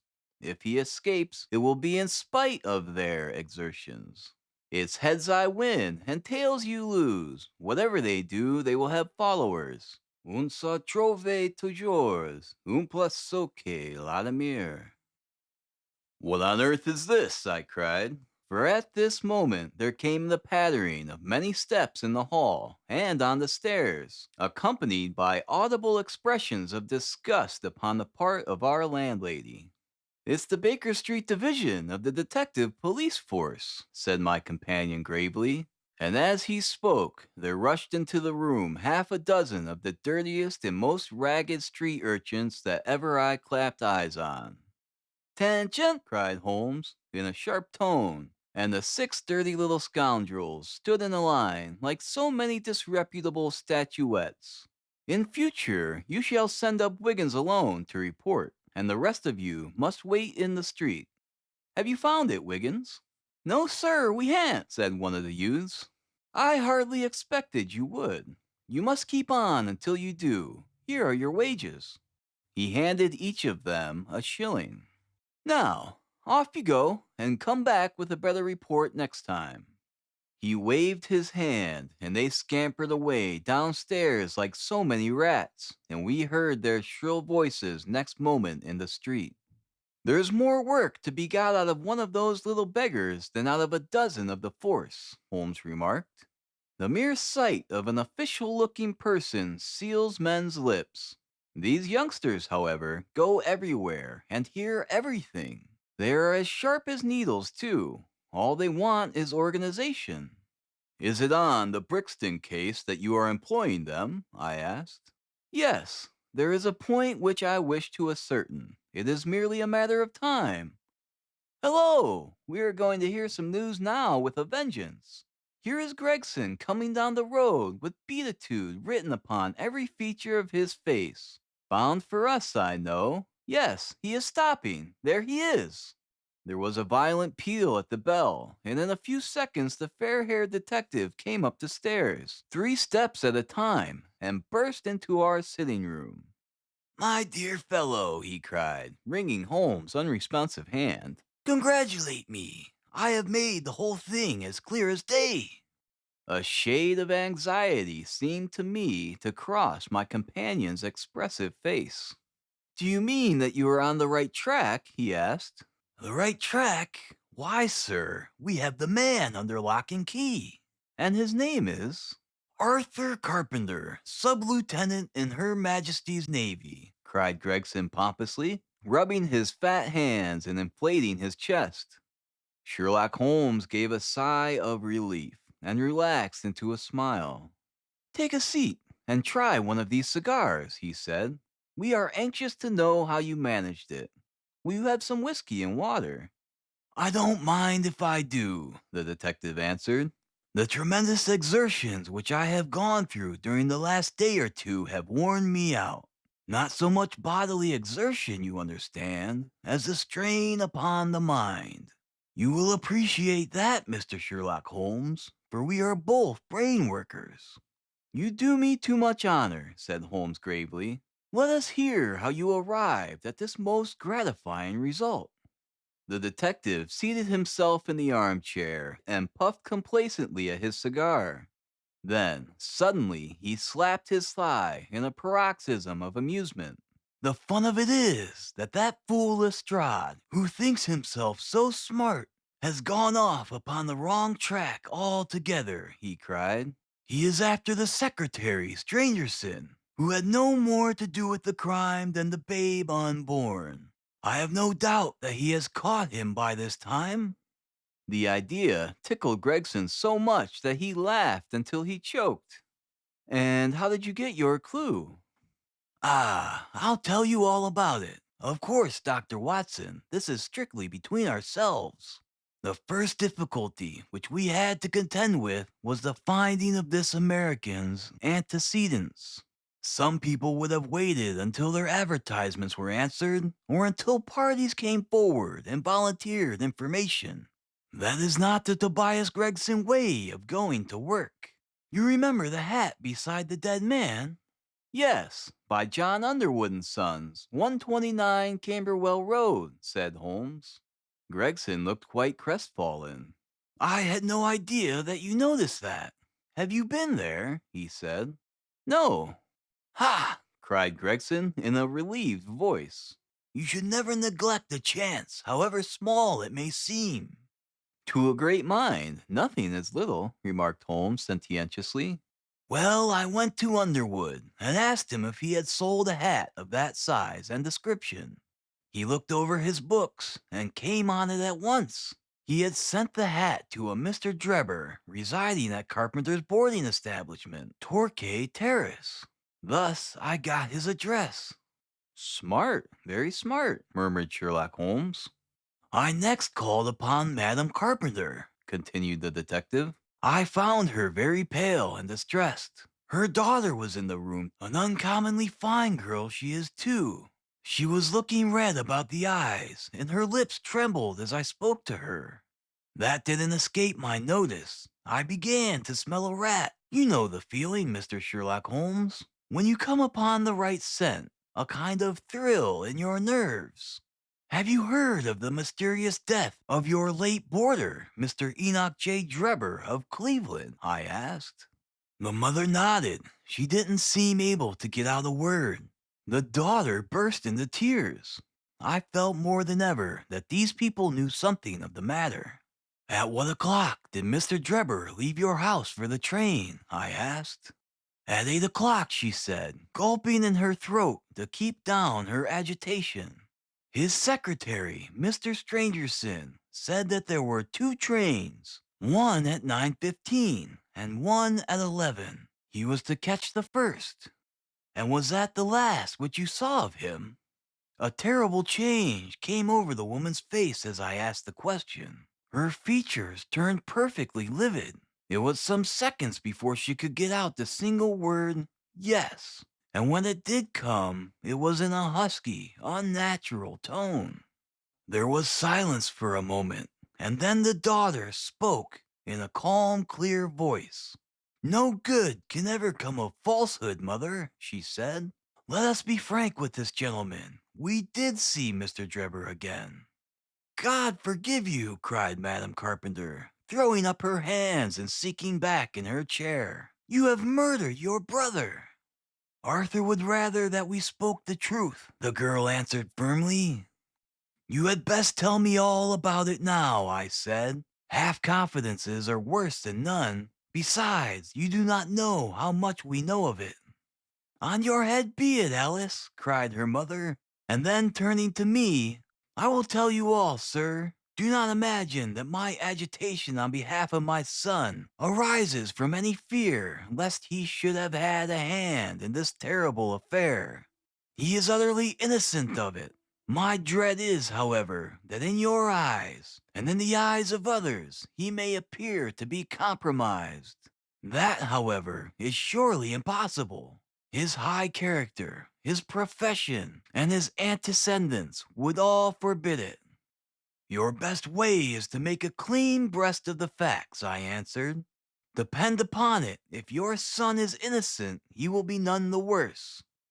Perhaps, Alice, you had better leave us together, she said, and her daughter withdrew.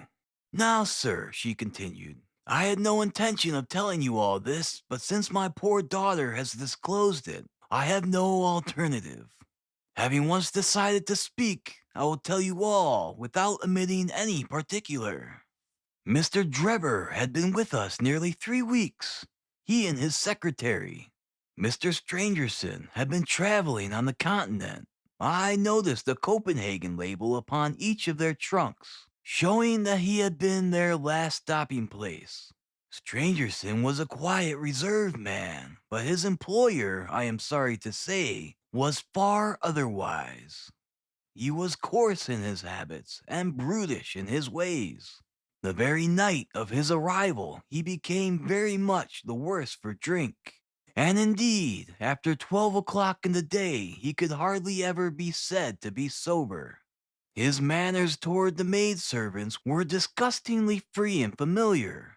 Worst of all, he speedily assumed that same attitude towards my daughter, Alice, and spoke to her more than once in a way which fortunately she is too innocent to understand.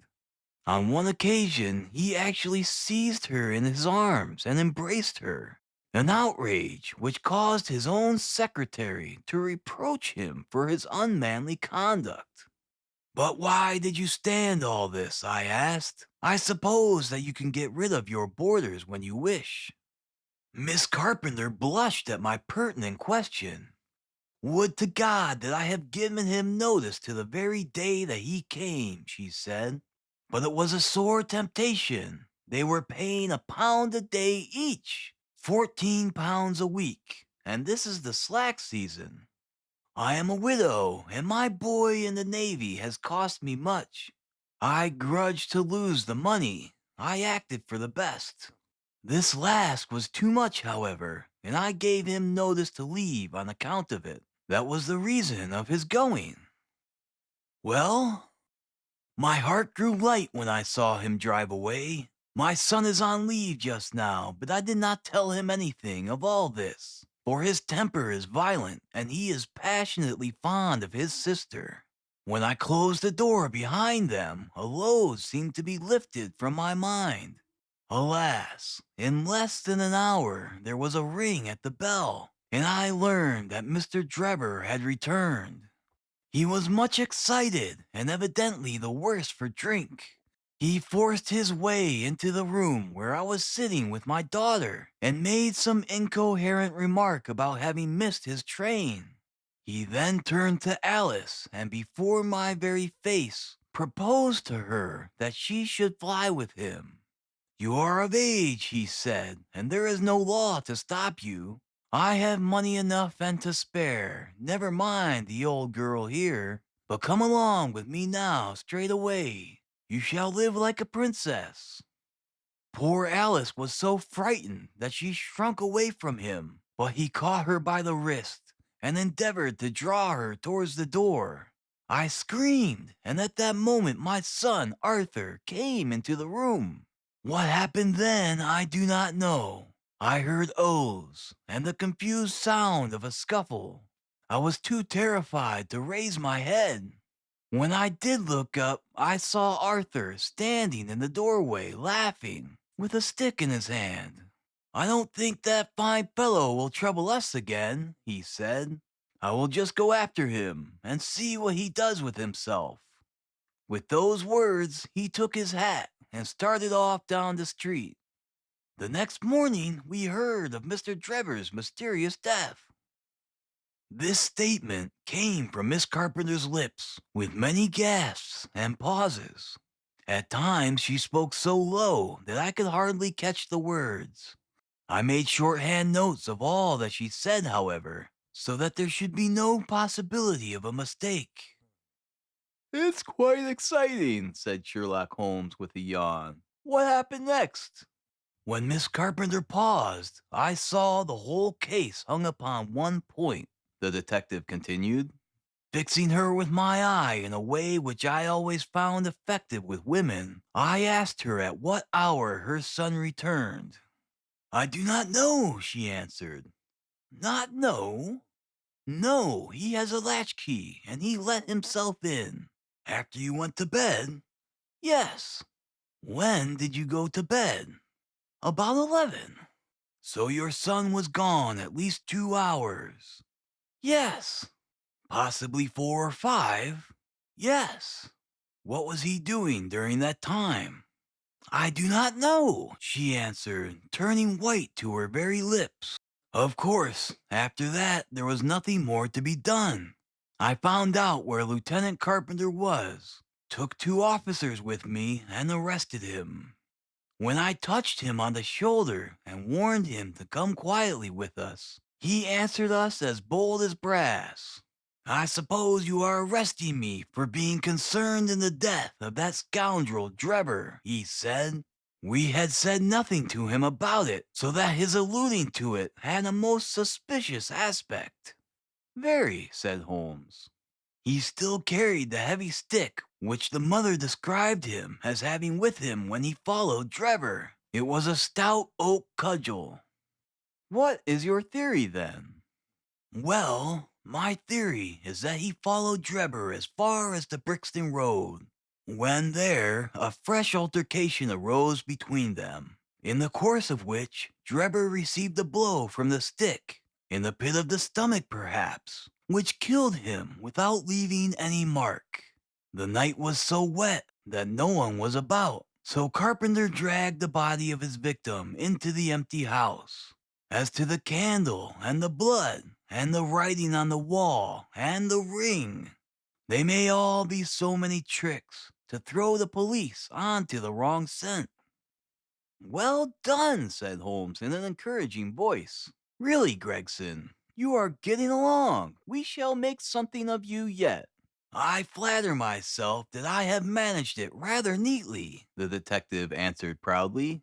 The young man volunteered a statement in which he said that after following Drebber some time, the latter perceived him and took a cab in order to get away from him.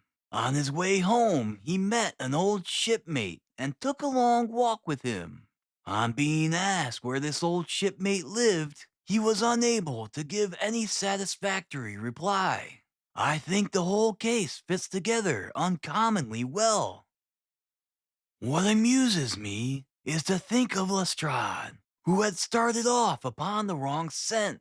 I am afraid he won't make much of it. Why, by Jove, here's the very man himself. It was indeed Lestrade, who had ascended the stairs while we were talking, and who now entered the room. The assurance and jauntiness which generally marked his demeanor and dress were, however, wanting. His face was disturbed and troubled, while his clothes were disarranged and untidy. He had evidently come with the intention of consulting with Sherlock Holmes, for on perceiving his colleague, he appeared to be embarrassed and put out. He stood in the center of the room, fumbling nervously with his hat and uncertain what to do. This is a most extraordinary case, he said at last. A most incomprehensible affair. Ah, you find it so, Mr. Lestrade, cried Gregson triumphantly. I thought you would come to that conclusion. Have you managed to find the secretary, Mr. Joseph Strangerson? The secretary, said Lestrade gravely, Mr. Joseph Strangerson, was murdered at Holliday's private hotel about 6 o'clock this morning. Chapter 7. Light in the Darkness. The intelligence with which Lestrade greeted us was so momentous and so unexpected that we were all three fairly dumbfounded. Gregson sprang out of his chair and upset the remainder of his whiskey and water. I stared in silence at Sherlock Holmes, whose lips were compressed and his brows drawn down over his eyes. Strangerson, too, he muttered. The plot thickens. It was quite thick enough before, grumbled Lestrade, taking a chair. I seem to have dropped into a sort of council of war. Are you sure of this piece of intelligence? Stammered Gregson. I have just come from his room, said Lestrade. I was the first to discover what had occurred. We have been hearing Gregson's view of the matter. Would you mind letting us know what you have seen and done? I have no objection, Lestrade answered, seating himself. I freely confess that I was of the opinion that Strangerson was concerned in the death of Drebber. This fresh development has shown me that I was completely mistaken, full of the one idea. I set myself to find out what had become of the secretary. They had been seen together at Euston Station about 8:30 on the evening of the 3rd. At 2 in the morning, Drebber had been found in the Brixton Road. The question which confronted me was to find out how Strangerson had been employed between 8:30 and the time of the crime, and what had become of him afterwards. I telegraphed to Liverpool, giving a description of the man and warning them to keep a watch upon the American boats. I then set to work calling upon all the hotels and lodging houses in the vicinity of Euston. You see, I argued that if Drebber and his companion had become separated, the natural course for the latter would be to put up somewhere in the vicinity for the night, and then to hang about the station again next morning. They would be likely to agree on some meeting place beforehand, remarked Holmes. So it proved. I spent the whole of yesterday evening in making inquiries, entirely without avail. This morning I began very early, and at 8 o'clock I reached Halliday's private hotel in Little George Street. On my inquiry as to whether a Mr. Strangerson was living there, they at once answered me in the affirmative. No doubt you are the gentleman whom he was expecting, they said. He has been waiting for a gentleman for 2 days.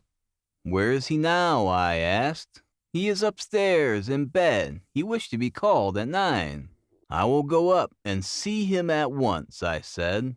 It seemed to me that my sudden appearance might shake his nerves and lead him to say something unguarded.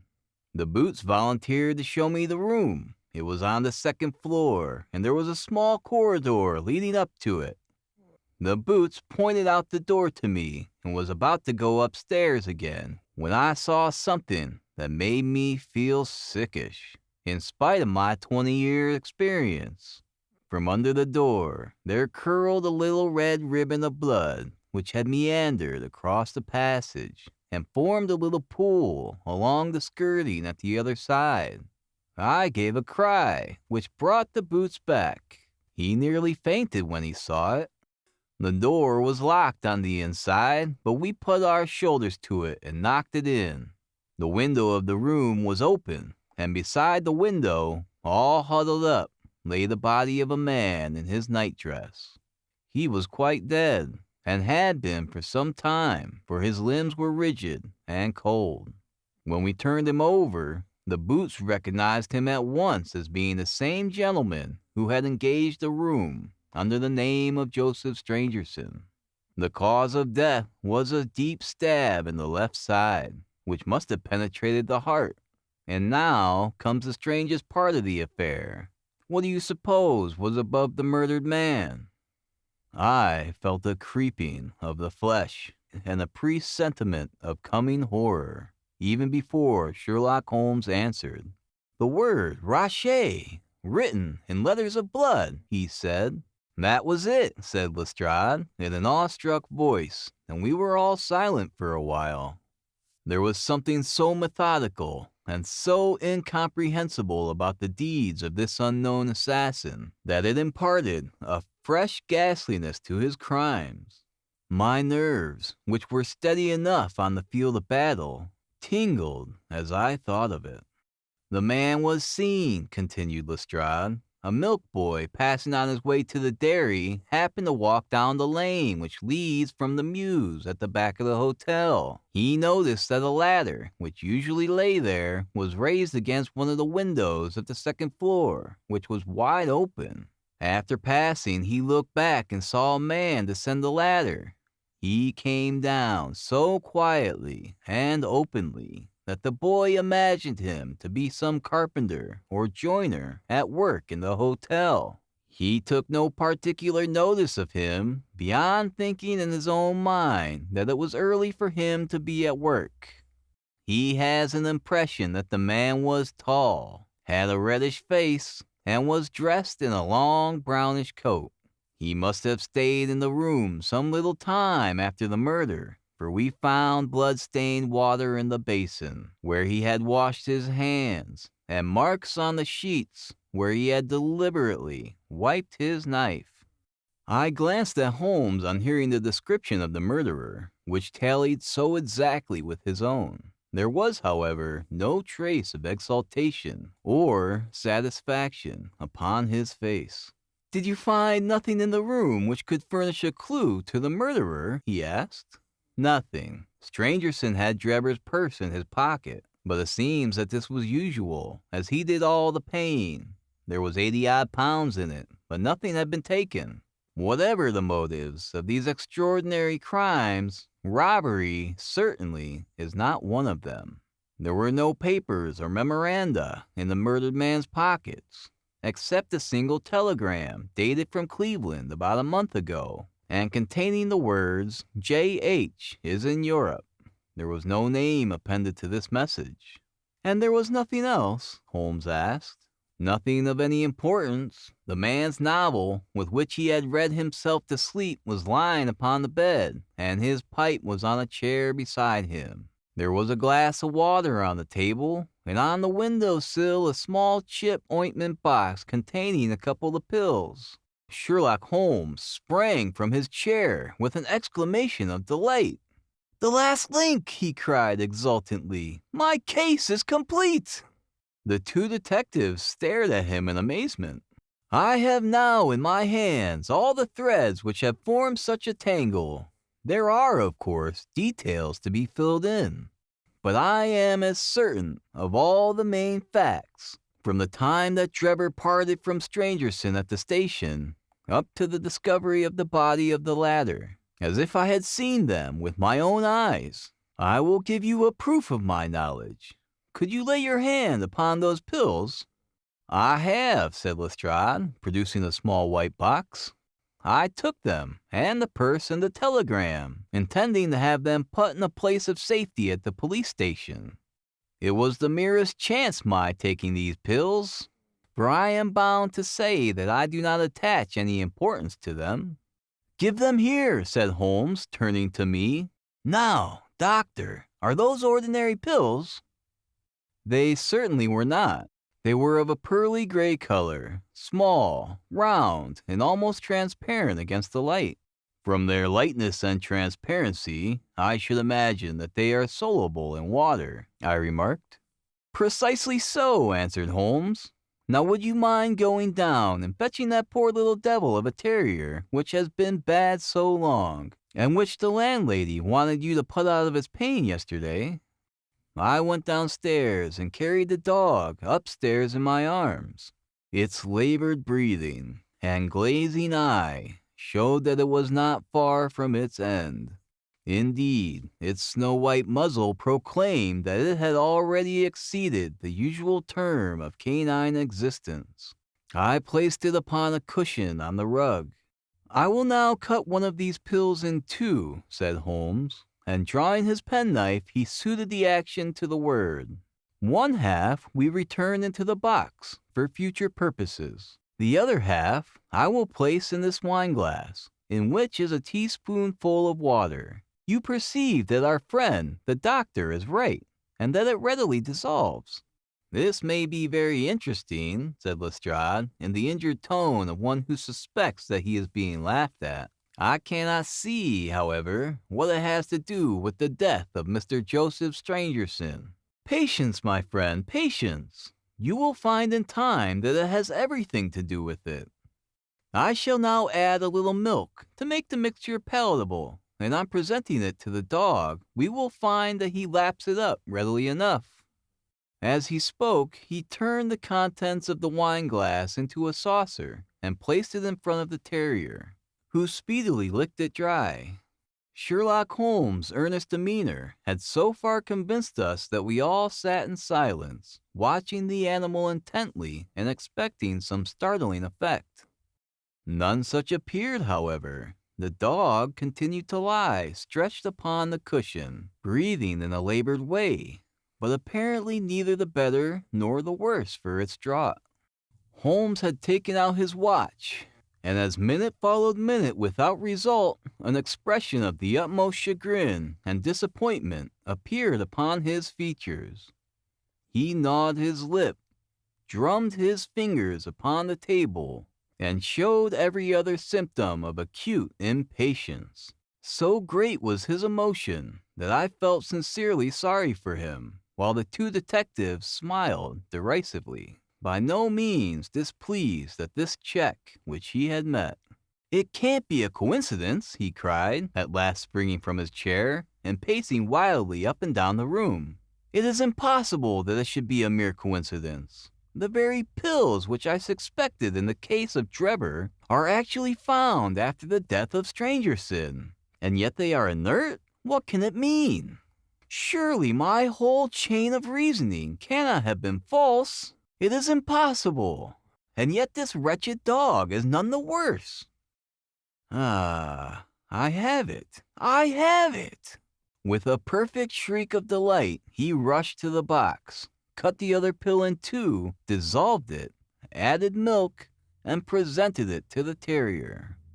The unfortunate creature's tongue seemed hardly to have been moistened in it, before it gave a convulsive shiver in every limb, and lay as rigid and lifeless as if it had been struck by lightning. Sherlock Holmes drew a long breath, and wiped the perspiration from his forehead. "I should have more faith," he said. "I ought to know by this time when a fact appears to be opposed to a long train of deductions, it invariably proves to be capable of bearing some other interpretation. Of the two pills in that box, one was one of the most deadly poison, and the other was entirely harmless. I ought to have known that before ever I saw the box at all. This last statement appeared to be so startling that I could hardly believe that he was in his sober senses. There was a dead dog, however, to prove that his conjecture had been correct. It seemed to me that the mists in my own mind were gradually clearing away, and I began to have a dim, vague perception of the truth. All this seems strange to you, continued Holmes, because you failed at the beginning of the inquiry to grasp the importance of the single real clue which was presented to you. I had the good fortune to seize upon that, and everything which has occurred since then has served to confirm my original supposition, and indeed was the logical sequence of it. Hence things which have perplexed you and made the case more obscure have served to enlighten me, and to strengthen my conclusions. It is a mistake to confound strangeness with mystery. The most commonplace crime is often the most mysterious, because it would have been infinitely more difficult to unravel had the body of the victim been simply found lying in the roadway without any of those auteurs and sensational accompaniments which have rendered it remarkable. These strange details, far from making the case more difficult, have really had the effect of making it less so. Mr. Gregson, who had listened to this address with considerable impatience, could contain himself no longer. "Look here, Mr. Sherlock Holmes," he said, "we are all ready to acknowledge that you are a smart man, and that you have your own methods of working. We want something more than mere theory and preaching now, though. It is a case of taking the man. I have made my case out, and it seems I was wrong. Young Carpenter could not have been engaged in this second affair. Lestrade went after this man Strangerson, and it appears that he was wrong too. You have thrown out hints here and hints there, and seem to know more than we do. But the time has come when we feel that we have a right to ask you straight how much you do know of the business. Can you name the man who did it?" "I cannot help feeling that Gregson is right, sir," remarked Lestrade.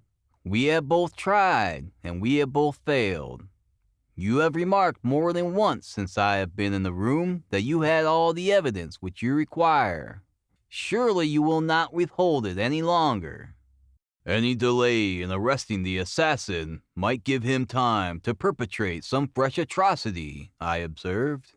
Thus pressed by all of us, Holmes showed signs of irresolution. He continued to walk up and down the room, with his head sunk on his chest and his brows drawn down, as was his habit when lost in thought. "There will be no more murders," he said at last, stopping abruptly and facing us. "You can put that consideration out of the question. You have asked me if I know the name of the assassin. I do. The mere knowing of his name is a small thing, however, compared with the power of laying our hands upon him. And this I expect very shortly to do. I have good hopes of managing it through my own arrangements, but it is a thing which needs delicate handling, for we have a shrewd and desperate man to deal with, who is supported, as I have had occasion to prove, by another who is as clever as himself. As long as this man has no idea that anyone can have a clue, there is some chance of securing him. But if he had the slightest suspicion, he would change his name and vanish in an instant among the 4,000,000 inhabitants of this great city.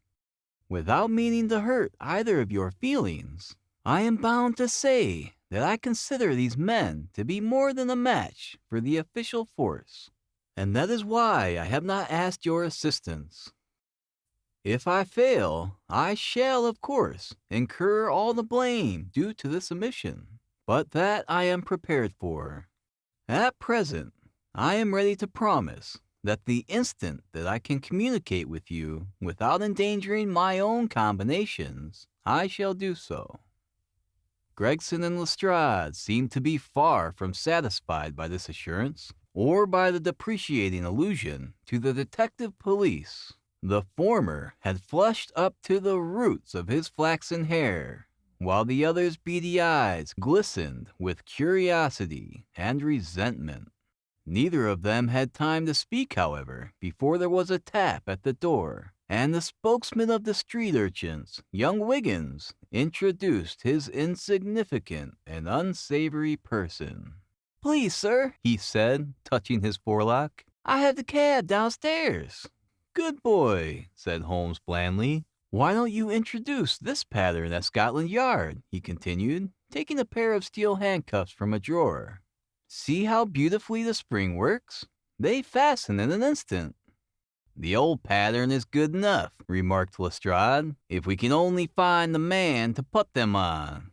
Very good, said Holmes, smiling. "The cabman may as well help me with my boxes. Just ask him to step up, Wiggins." I was surprised to find my companion speaking as though he were about to set out on a journey, since he had not said anything to me about it. There was a small portmanteau in the room, and this he pulled out and began to strap.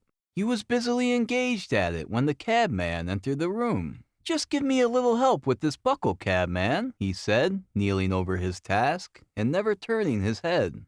The fellow came forward with a somewhat sullen, defiant air, and put down his hands to assist. At that instant, there was a sharp click, the jangling of metal, and Sherlock Holmes sprang to his feet again. "Gentlemen," he cried, with flashing eyes, "let me introduce to you Mr. Jefferson Hope, the murderer of Enoch Drebber and Joseph Stangerson." The whole thing occurred in a moment so quickly that I had no time to realize it. I have a vivid recollection of that instant, of Holmes' triumphant expression and the ring of his voice, of the cabman's dazed, savage face, as he glared at the glittering handcuffs, which had appeared as if by magic upon his wrists. For a second or two we might have been a group of statues. Then, with an inarticulate roar of fury, the prisoner wrenched himself free of Holmes' grasp and hurled himself through the window. Woodwork and glass gave way before him. But before he got quite through, Gregson, Lestrade, and Holmes sprang upon him like so many staghounds. He was dragged back into the room, and then commenced a terrific conflict. So powerful and so fierce was he that the four of us were shaken off again and again. He appeared to have the convulsive strength of a man in an epileptic fit. His face and hands were terribly mangled by his passage through the glass, but loss of blood had no effect in diminishing his resistance. It was not until Lestrade succeeded in getting his hand inside his neckcloth and half strangling him that we made him realize that his struggles were of no avail. And even then, we felt no security until we had pinioned his feet as well as his hands. That done, we rose to our feet, breathless and panting. "We have his cab," said Sherlock Holmes.